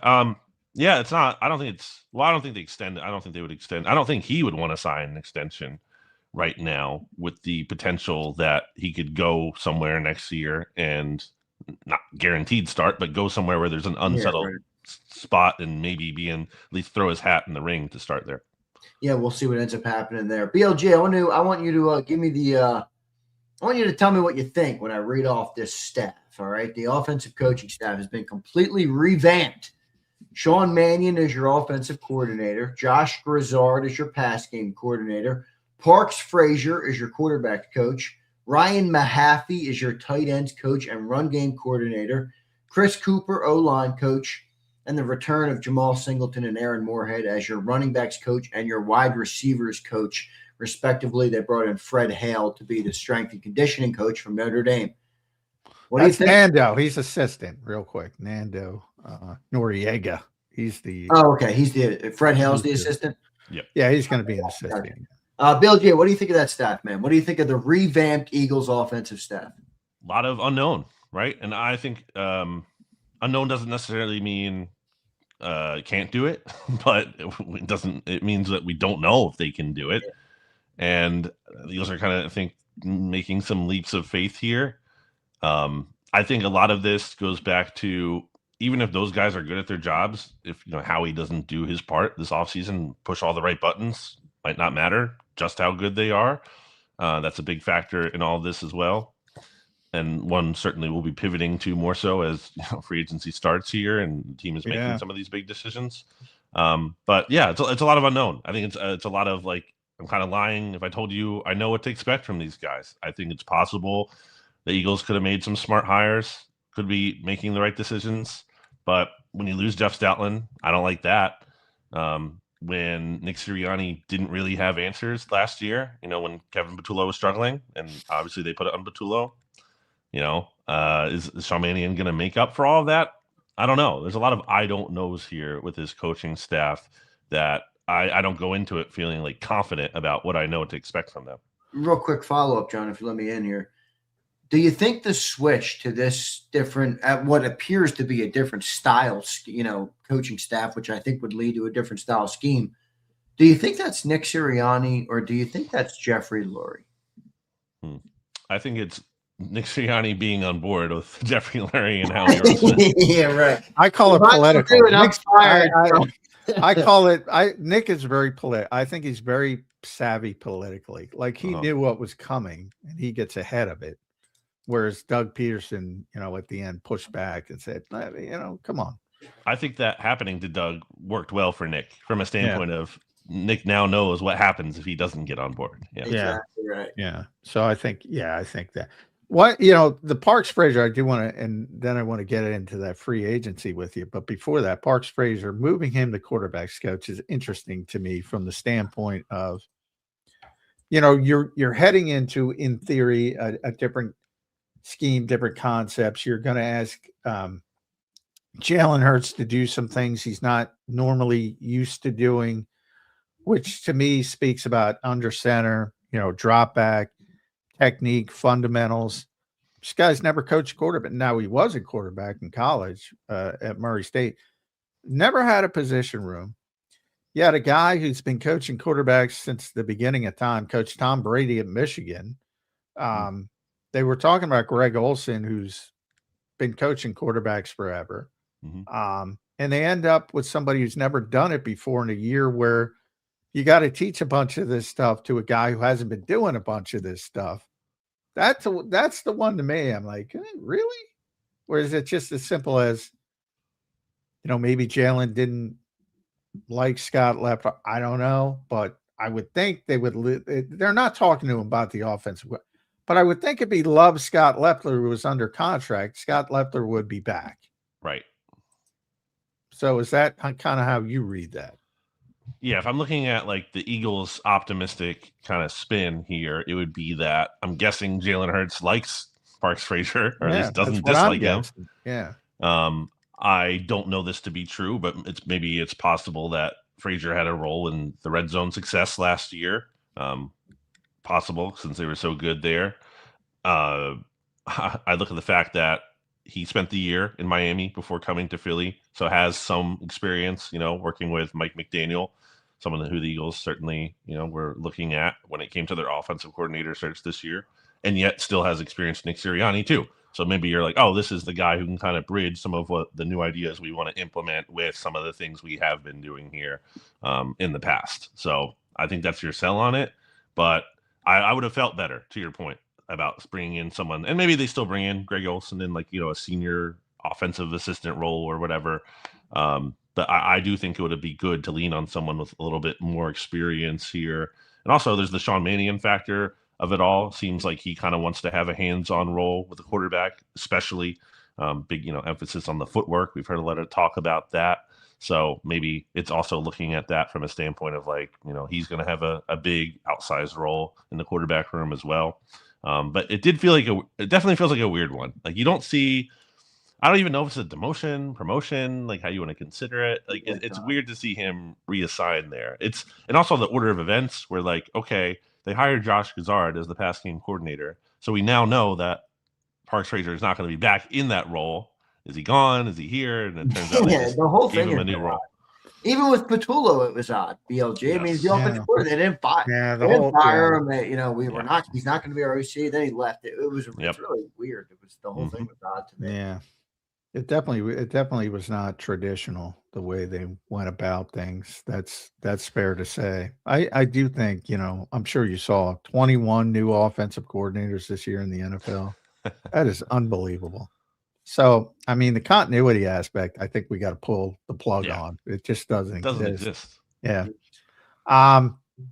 Free agency, you mentioned it.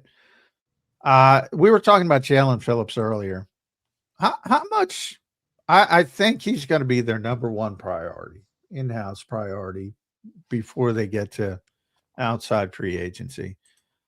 Boy, I don't know where he's going to be. You got these weird market predictions of 17. I'm like, what are you talking about? 17 million. The cap is going from 279 to 305 or somewhere in that range. I mean, I gotta believe he hits 20 million. Excuse me, or plus. How much does it impact that Howie Roseman gave up a third-round pick to this guy? Because remember, I think a lot of fans are very excited about the idea of Max Crosby. I think Jalen Phillips is a perfect fit for Vic Fangio. All-around player, can do a bunch of different things, but he doesn't have the big sack numbers, and people love the big sack numbers. Max Crosby already being, connected to the Eagles. He's going to be 30 years old, big sack guy, but he's not really the edge setter that Jalen Phillips is, doesn't have the versatility to do some of the things that Jalen Phillips does. And if you go out and get Max Crosby, you got to pay him more than you're paying Jalen Phillips, and you got to give up more draft capital. How much do you think the fact that Howie's already given up a third-round pick for Jalen Phillips increases the urgency to get him done in free agency?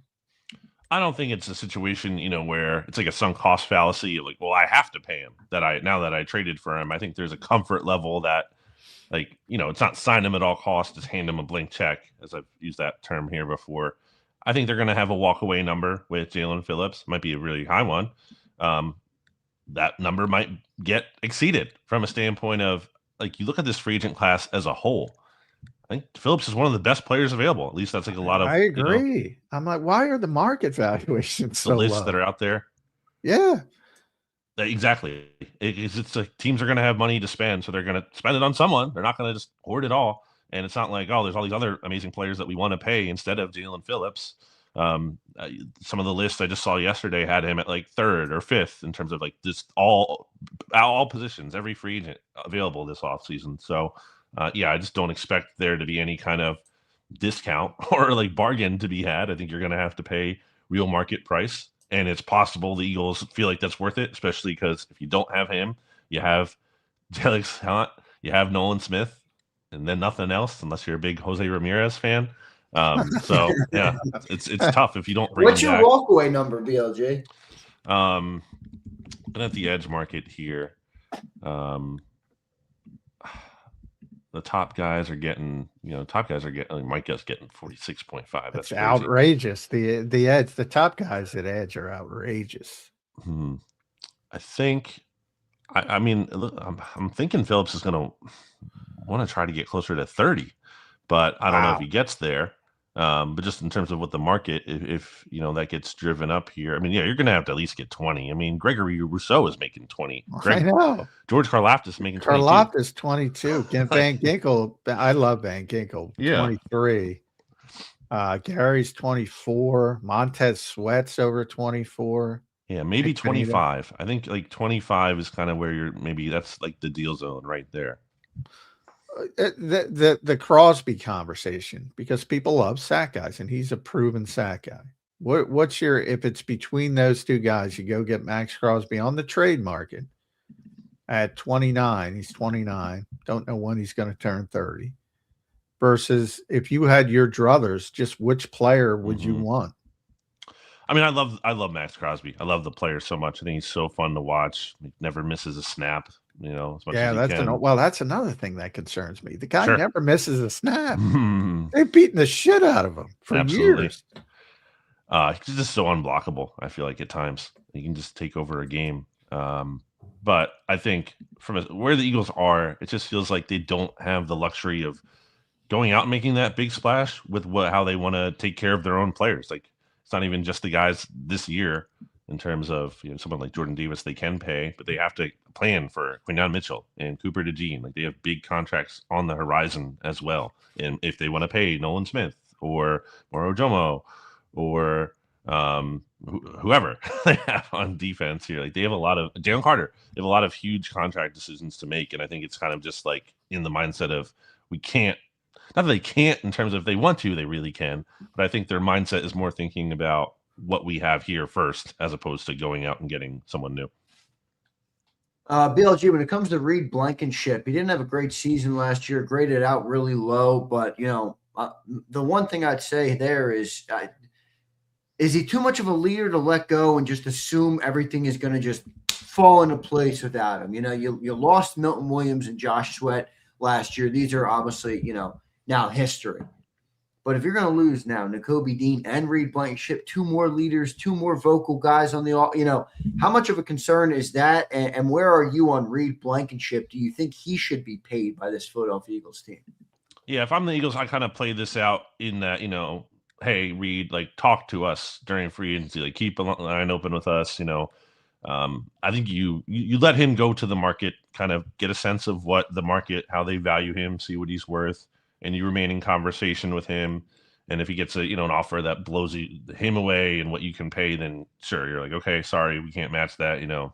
Congrats on your new deal. I think that's kind of how you handle that one. I think you have to be kind of comfortable with the possibility that he just walks and gets paid more. I would not rush to sign him before that point.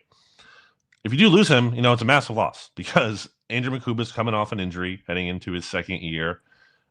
Don't know exactly what you have in him. And then like Sidney Brown's not an answer here. And we all know that. So you really don't have much. Maybe you can bring Marcus Epps back. I think that's a good fallback option if you can't get Reed Blankenship back here. But you're really thin there because then you have Makuba, Epps, and then what's your depth behind him? Maybe you draft some guys there. Maybe Cooper DeJean moves to safety, but then you have to figure out nickel. Maybe you can bring Michael Carter back if you like him in either of those roles. But I would try to get Reed back. But that number has to be right. How concerned was Brandon Lee Gouton when he saw Cam Jurgens was down in Medellin? Yeah. Stem cell treatment, getting injections in his back, which tells me, I'll tell you, it tells me right off, well, the surgery didn't cure things. I mean, I'm not a doctor. You're not a doctor, but I didn't look at it as a positive. How did you take it?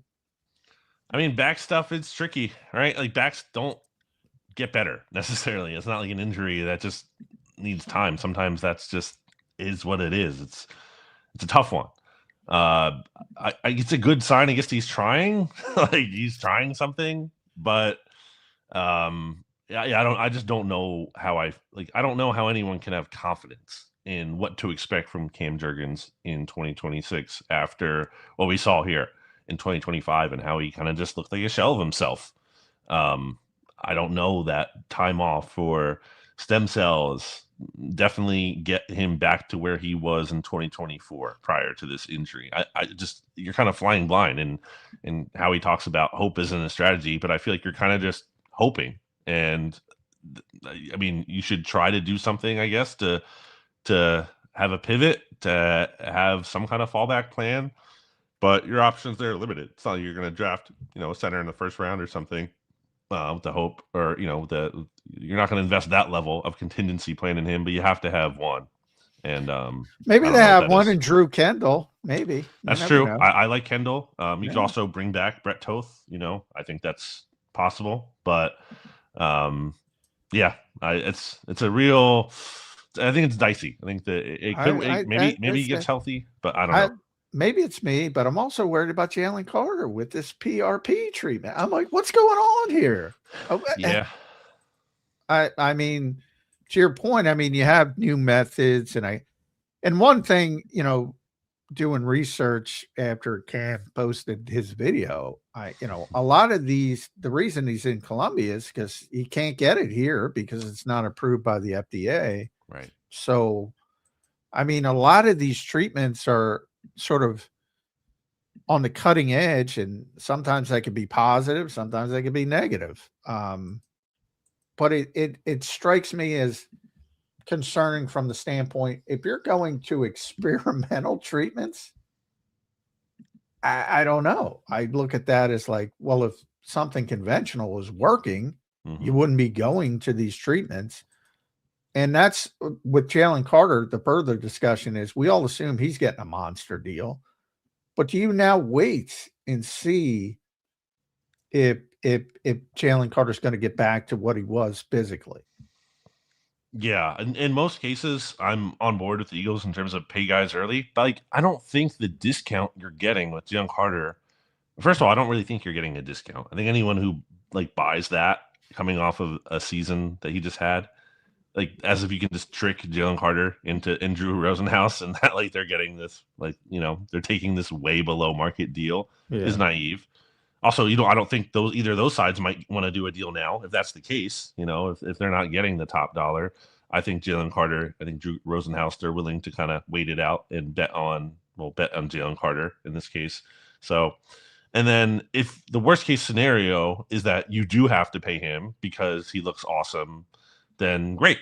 That's a good problem to have. So yeah, I would wait on this one. Obviously you pick up the 5th year option, but I would wait on the mega extension for him. And usually I'm not of that mind, but in this case, I think it's worthwhile waiting. Obviously, they know the medical situation better than we do. If they have a really good projection on that and they feel very confident he's going to be fine, there's no issues, then sure, it's a different story. But from what we know, we don't know that's the case. Now, how much does that not having Jeff Stoutland change your thoughts on this, BLG? Like, I feel like in Philly for the last since we've had Jeff and really since he's become, the powerhouse that he is, it feels like this has always been kind of an afterthought. We draft an offensive line, and he's not gonna be magic like Andre Dillard is an example. But we always believe if a player is going to be good in the NFL or has the ability to make it in the NFL, Jeff Stoutland's going to get it out of him. I mean, I haven't seen many offensive linemen leave Jeff Stoutland and then have great success without it. I mean, I've seen guys come here, though, and have great success. How much has this changed the thought process, or at least just for you, on getting offensive linemen in Philly? Yeah, it's just weird that we don't know what to expect moving forward. I guess I would think that Howie has, learned things being around Jeff Stoutland and might, kind of lean into the type that he has seen have success from the standpoint of it's not just about, the coaching, although that's a big part of it, but it's also about, taking players with the tools to be great and taking a risk on some of those upside bets. So I would guess that still continues. I would guess Chris Cooper's not going to have like a heavy hand in dictating the Eagles' offensive line strategy the way that Stoutland Come might. on, Coop. Come on. He did such a good job in Minnesota. That's right. That offensive line. Yeah, that's a tough spot for him as well, by the way. Chris Cooper. Trying to follow Jeff Stoutland. Yeah. There's only room to go down. Yeah. Make sure you follow BLG on the X platform at Brandon Gouton. Read him at bleedinggreennation.com. He and the staff do a tremendous job there. All right, my last question. How long is it going to take you to get used to Jefferson Health Training Complex? Because I got a feeling I'm going to be saying NovaCare for like 2 years if I make it that long. Yeah, it's always going to be NovaCare.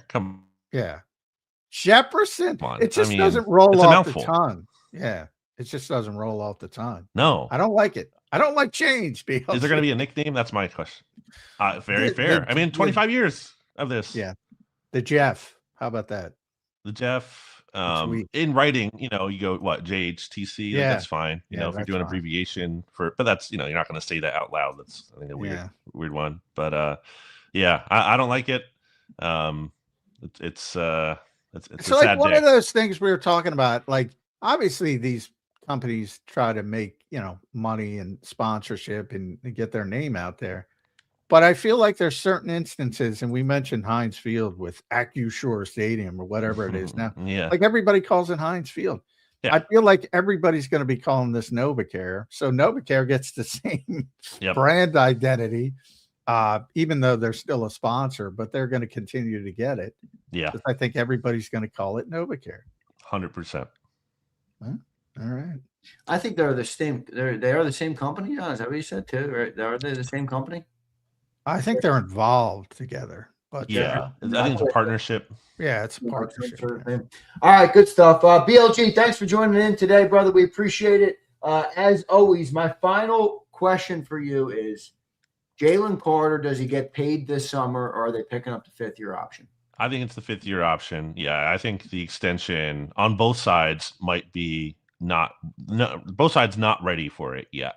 The Eagles not ready to give him that money that Jalen Carter wants, and then Jalen Carter probably being willing to wait out a little bit more for a bigger payday down the line. Yep, we'll see what ends up happening. BLJ, good show today, man. Make sure everybody goes and follows him at Brandon Gouton. Read all his work at bleedinggreennation.com. It's probably my number one visited website, BLJ. It's linked at the top. I click it every single day and read what you guys are doing over there. We appreciate it, BLJ. We'll talk to you again next week. All right, man. Thank you. Thanks guys. Bud. Appreciate it. There's Brandon Lee Gouton joining us right here on Burst 365. Good stuff from BLG. We appreciate him being here this morning. John, we got about 7-8 minutes left to go on the show today. A lot happening in Eagle Land. Combine coming up, John. we got to start to dive into these draft prospects, my friend, and really get a look at some of these guys. Yeah. We got to get in. Small hands, small arms, no arm length. We got to get into all that stuff. 4'4" guys. What's your favorite part of the draft process? Because I know it's not that.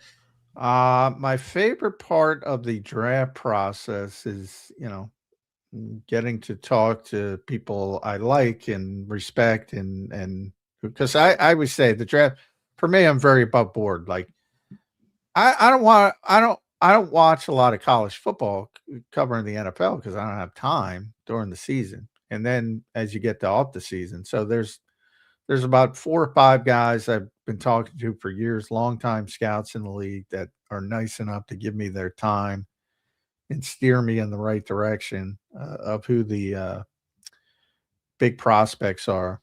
So that's my favorite part of it, which is sort of, behind the scenes, obviously. But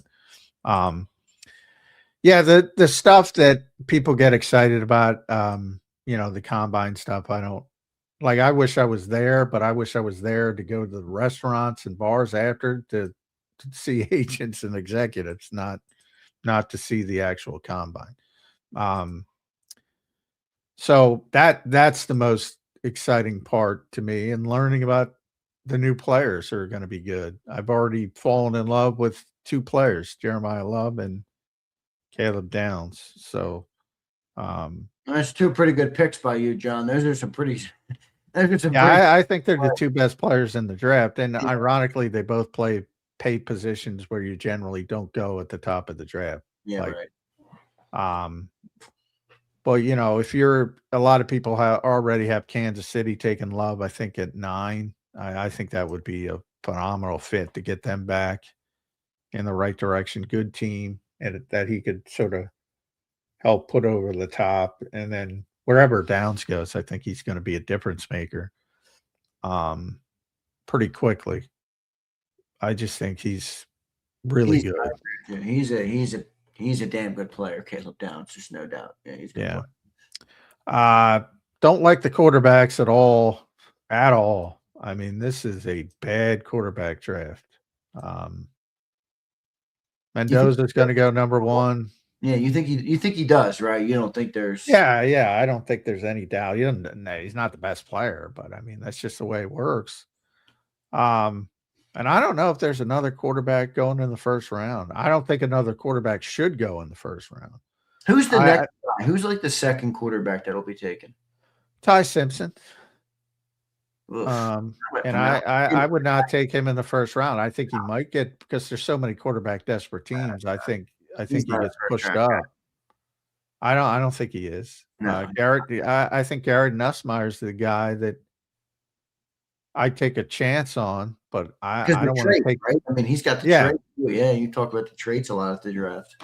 And then, even though I don't like him, but he does have physical gifts. I've never liked the way he played. Maybe I'm around too many Penn State sycophants, but Drew Aller, at least he's got the physical gifts, to take a shot. I'd take a shot on him in the 3rd round. It's pretty early, but yeah, I see what you mean with him, where he's got, he's definitely got the build to be a quarterback. But yeah, bad quarterback draft, I would say, and that's, always draws. And then I think the most interesting guy, and I joke about it a lot, but I think Ruben Bain can just play. Oh, that guy can play. Oh my gosh, he can play. I watched him all year. And he's got short arms, which generally is not good for an edge rusher. I mean, there's that stuff exists for a reason. Generally you struggle if you can't get that spacing and if you have short arms, but there's certain guys who overcome it. I remember a different position, but inside, saying the same stuff about Aaron Donald. It's one I got right, because I said he's the best player in the draft. And people are, he's too small. He's too small. Some guys can just play. And I think Ruben Bain can just play. And they overcome any physical limitations. I could see Ruben Bain being a top 5 pick. Yeah, I think he will be. Top 10 at worst, but I think he'll end up in the top 5 because I don't think it's a strong draft at the top overall. What are you hearing from your sources about the draft as a whole? Where's the value? Is there more? Every year you hear like, oh, the value's at the top this year, or the value, and then normally the value. Well, yeah, the value's definitely not at the top. Where's the depth? What positions have the depth this year? Wide receiver, tight end. I've heard. I've heard tackle and edge as well. Tight end is very deep, which is good for the Eagles because they got to remake the whole room. Yeah, potentially. And you got a bunch of guys. You really only have one guy in the first round, Kenyon Sadiq, but then you got a bunch of guys who are going on day 2, like a whole bunch. So I think that wide receivers, it's just a boatload. I mean, that's all they produce now. 17 guys in Brugler's top 100, 17 receivers. 17 receivers. 17 receivers in the top 100? Yeah. There's just a boatload of those guys. So yeah, those are the 2 I've heard the most as far as depth. To your point about edge, and yeah, there's a lot of good. I think there'll be the kid from Texas Tech is going to be a top 10 pick. David Bailey, Arbel Reese could be a top 10 pick. So there's that. The top of the draft, I think, will be filled with edge rushers. But I'll ask. I haven't gotten together with all of them yet, but I'll be getting more information certainly as it goes on. But yeah, those are some of the players I think that are going to be difference makers, and we'll see how it shakes out. Going to be interesting to find out, Johnny Mac, what they end up doing. Any thought on whether you think the Eagles might trade up or down this year? Normally, Howie loves to move. Normally, we kind of think, trade up this year, trade down this year. What do you think on Howie in that from that regard? Well, recent history says he'll target a player and go up to get him. That's what he's been doing recently. If that's the case, generally he's got a group of 4 or 5 players, and he'll that's how they'll go about it. They'll have 4 or 5 guys they think could be in the mix at 23, and if they like one, like they did last year with Jihad, they'll try to go way up. They were trying to go up to 22, didn't have to. Ultimately, they couldn't, and they just went up 1 spot. But they were trying to get up to 22, and then they tried a bunch of spots after that.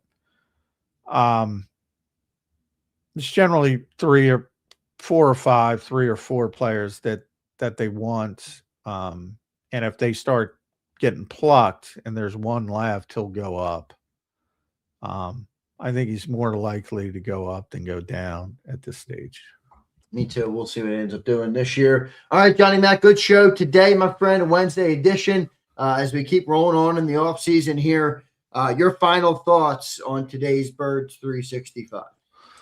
Yeah, a lot of information off season, but man, it's always something, even if it's just the changing of the NovaCare Complex's name. There's always stuff to talk about with this team, but a lot. And it's only going to amp up when it comes to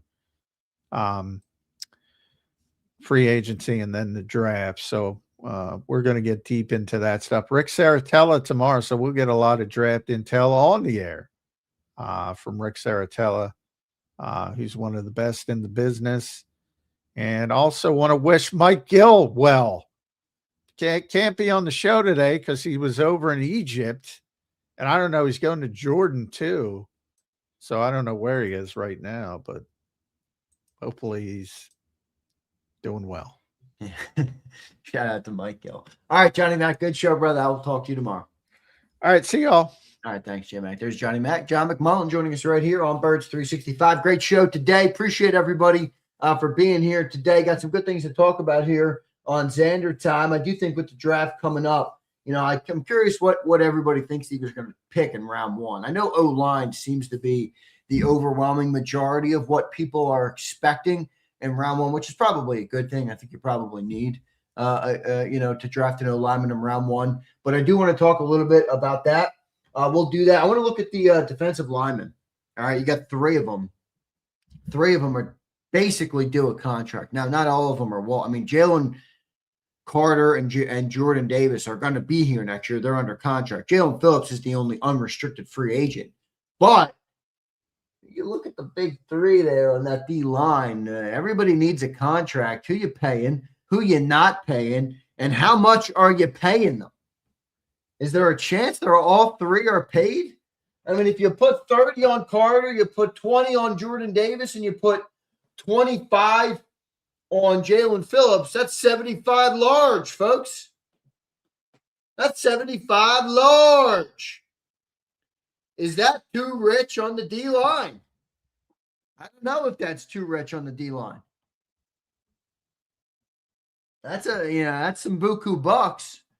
But I don't know, are the Eagles going to have it? The cap's going to go up every year. It's already going up to 304 or to 307 or somewhere in that range this year, which is a big jump. So, Reginald, you're definitely right. They're not all going to hit right at the same time, but some of them will hit. If you pay Jordan Davis this summer and you got to pay Jalen Phillips, those two signing bonuses are going to hit at the same time. So, you can kick out the cap hits, which will be fine.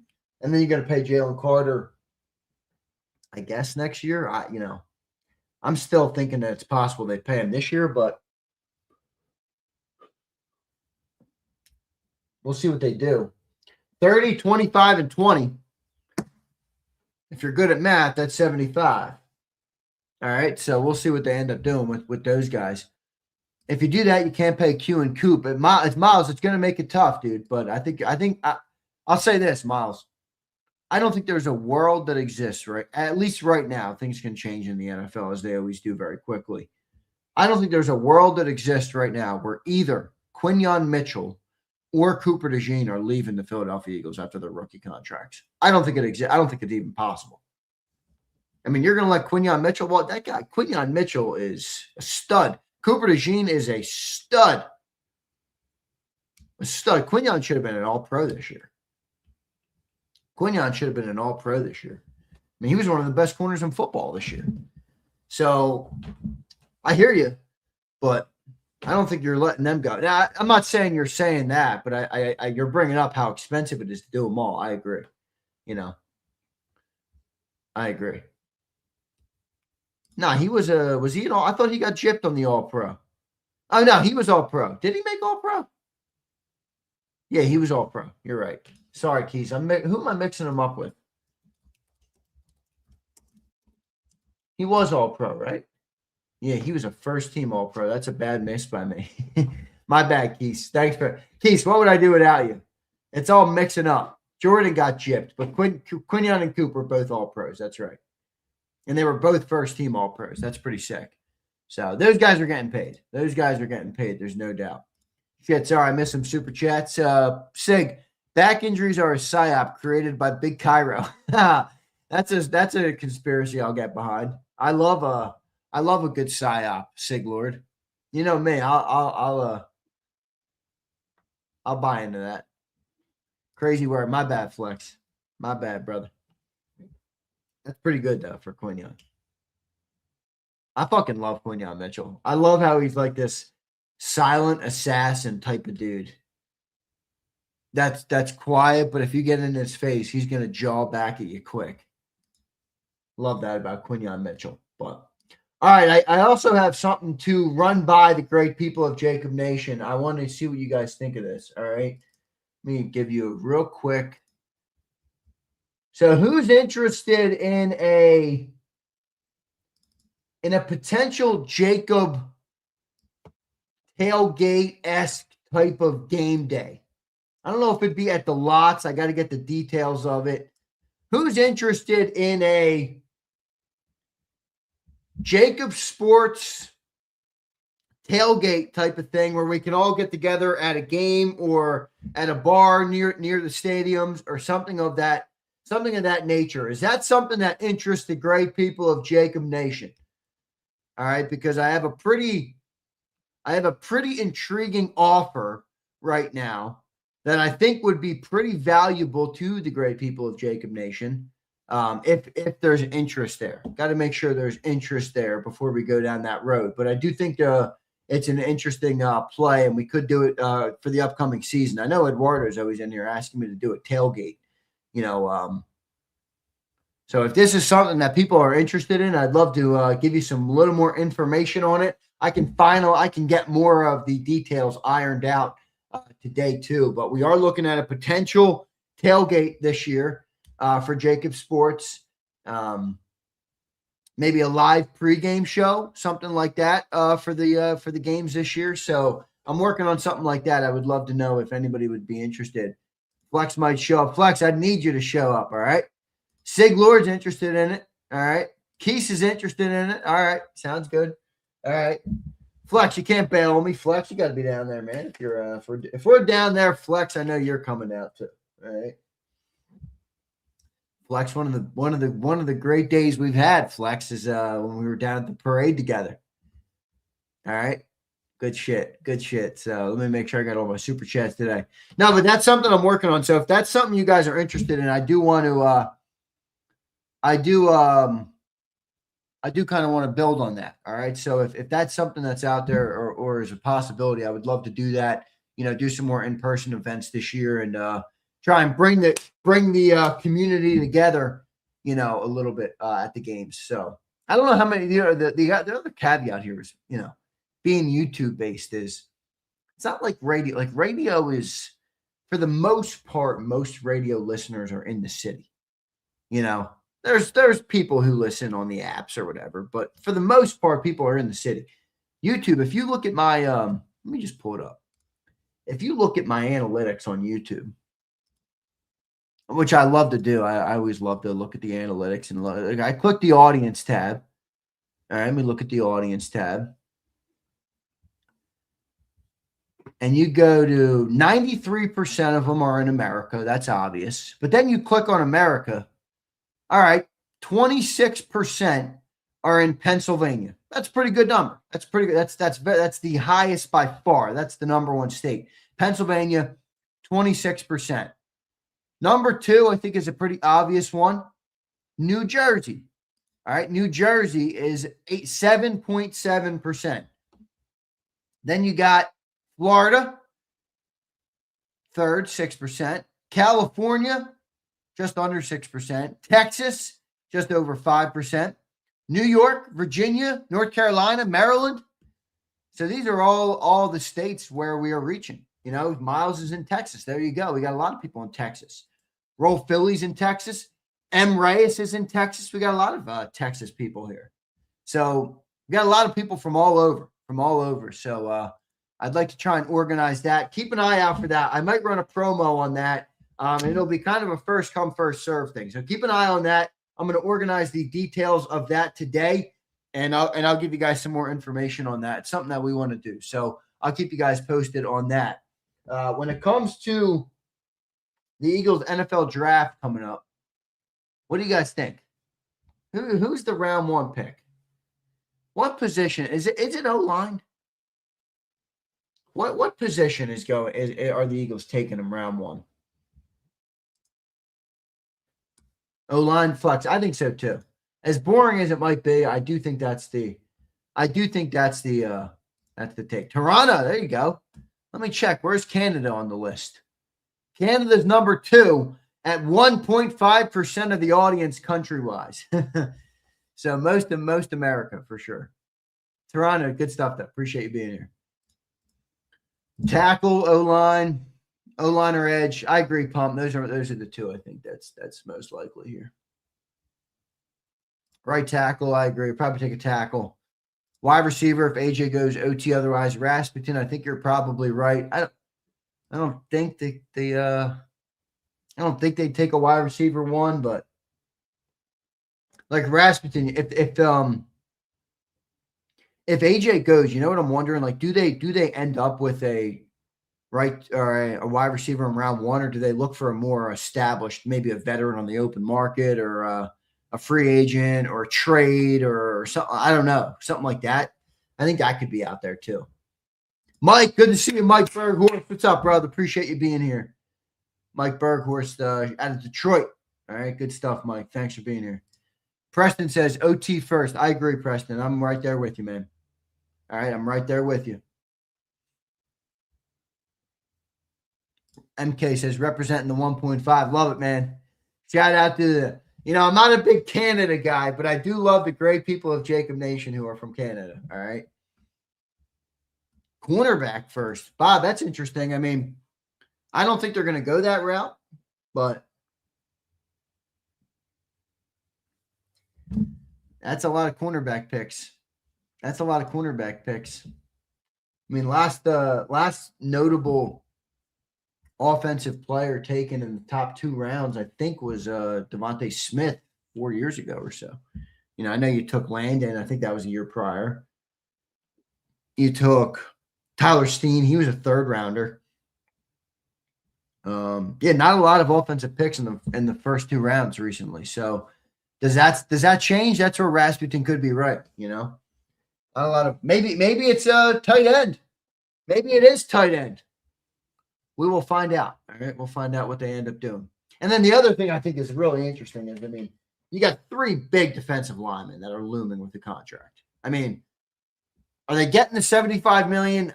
Is any of them walking? Are you trading any of them? How are you replacing them if any of them go? Jalen Phillips, Jalen Carter, and Jordan Davis. I mean, those 3 are interesting. By the way, Reed Blankenship, are you guys in the pay Reed Blankenship camp, or are you out? Drop it in the comments below. Are you a pay Reed guy, or are you a let Reed walk guy? It seems to be pretty split.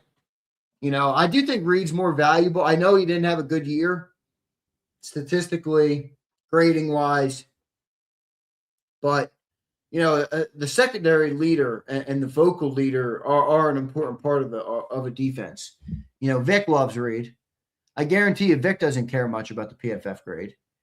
Maybe he does, but I don't know. I think he's an interesting one, actually, this summer. Here's SSJR92. That sounds like a great ship name. It's tough to think about how he's going to create a lot of cap space. Might be semi-heavy buyers and free agency, then see what we need after that. I don't see us being big buyers, but you're right. I mean, you never know with Howie. He could create a lot of cap space on a whim and then go big. There's no doubt about that. I think that Damian says, I think this will be a good Howie offseason. I think we're due for one, man. We need one. All right. Twiz says, O-line is deep. Don't need a backup when they are second rounders when we pick. We'll see what they do there, Twiz. I agree with you. 32.9 coverage grade. I knew you were going to check in. Preston says, pay him unless he's feeling himself and wants a payday. Just pay the guy. I'm with you, Preston. Don't pay. Can't cover or run. Sounds like a white dude. Sounds like a white secondary player, doesn't it? Can't cover or run. Hey, I don't know.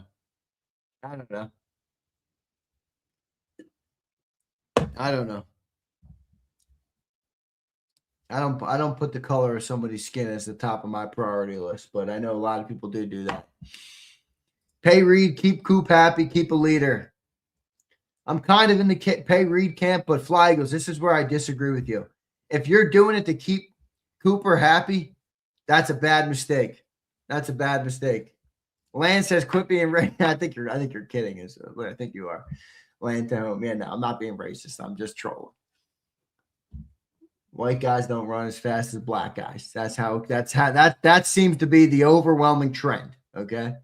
And cover. I mean, how many white cornerbacks exist in football? Data is not racism. All right. Data is not racist. All right. We'll find out what they end up doing with those guys, though. I'm kind of in the pay Reed camp. Weirdly. I did not think I'd be in that camp. But the reason I'm there is because the defense has become such a big part of the way the Eagles win, even more so than other teams. Like we have a great defense that keeps us in games. They gave up 17 points a game or whatever it was last year. You know, I mean, the defense has become such a big part. You're just going to let everybody walk? Okay, we're going to replace them all. You know, they let everybody walk last year except Bond. Are you going to do that again? You know, that's where I get into the territory of, do we really want to do that? Do we really want to try and replace that guy? You know, is the grass greener on the other side of Reed Blankenship? I don't know if it is. Pump, I know you think it is, but I don't know if it is or not. You know, it might not be, dude. Here's a Bird Gang Girl. What's up, Bird Gang Girl? Thanks for the chat. I'd like to meet up. Just got a vehicle, but don't like the highway. That is classic. That's a very female comment. All right. That's like my fiance when she drives through. She hates driving through Philly. Hates it. She gets overwhelming agita when she drives through Philadelphia. She does not, she does not like to drive through cities. So that's a classic comment right there. I can understand that comment. I got 3 sisters and a fiance. I believe me, I get it. All right. Incoming people. Oh, you're sexist. No, I'm not. Fucking goobers. Sexist Zander. Yeah, that's right. No meat. It's Big Mike. How was your Fat Tuesday? Did you load up on Fat Tuesday? Happy Ash Wednesday. I'm going at noon. I got mass at noon today. All right, I got mass at noon today. Corporate says, brother, did you not watch that Niner game? Reed was getting fried. Holy shit, he was getting worked by a dude named Tanjis. Come on, Pump. Come on, Pump. You got to be kidding me, man.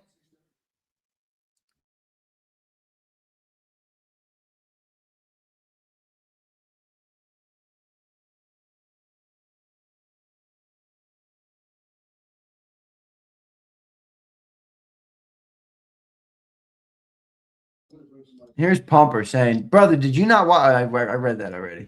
All right, good one, Pump.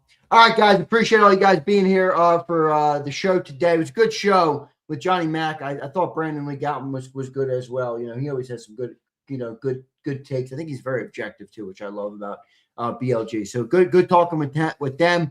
I do appreciate all you guys being here. Good reminder for Ash Wednesday. Thanks, everybody. Thanks. I knew it was Ash Wednesday. I'm going to Mass at noon. But yesterday was Fat Tuesday. All right. Hope everybody, all my great Catholics out there. All right. Go get your ashes. Do not go get your ashes. Okay. Go to Mass. I'm not one of the buttercup. Oh, yeah, you can skip. No, you can't skip. All right. Go to church. Get your ashes. All right. If you're a Catholic, go to church and get your ashes today. All right. So appreciate all you guys being here. Hit that like button. I'll see you next time, everybody. EAGLES. Eagles.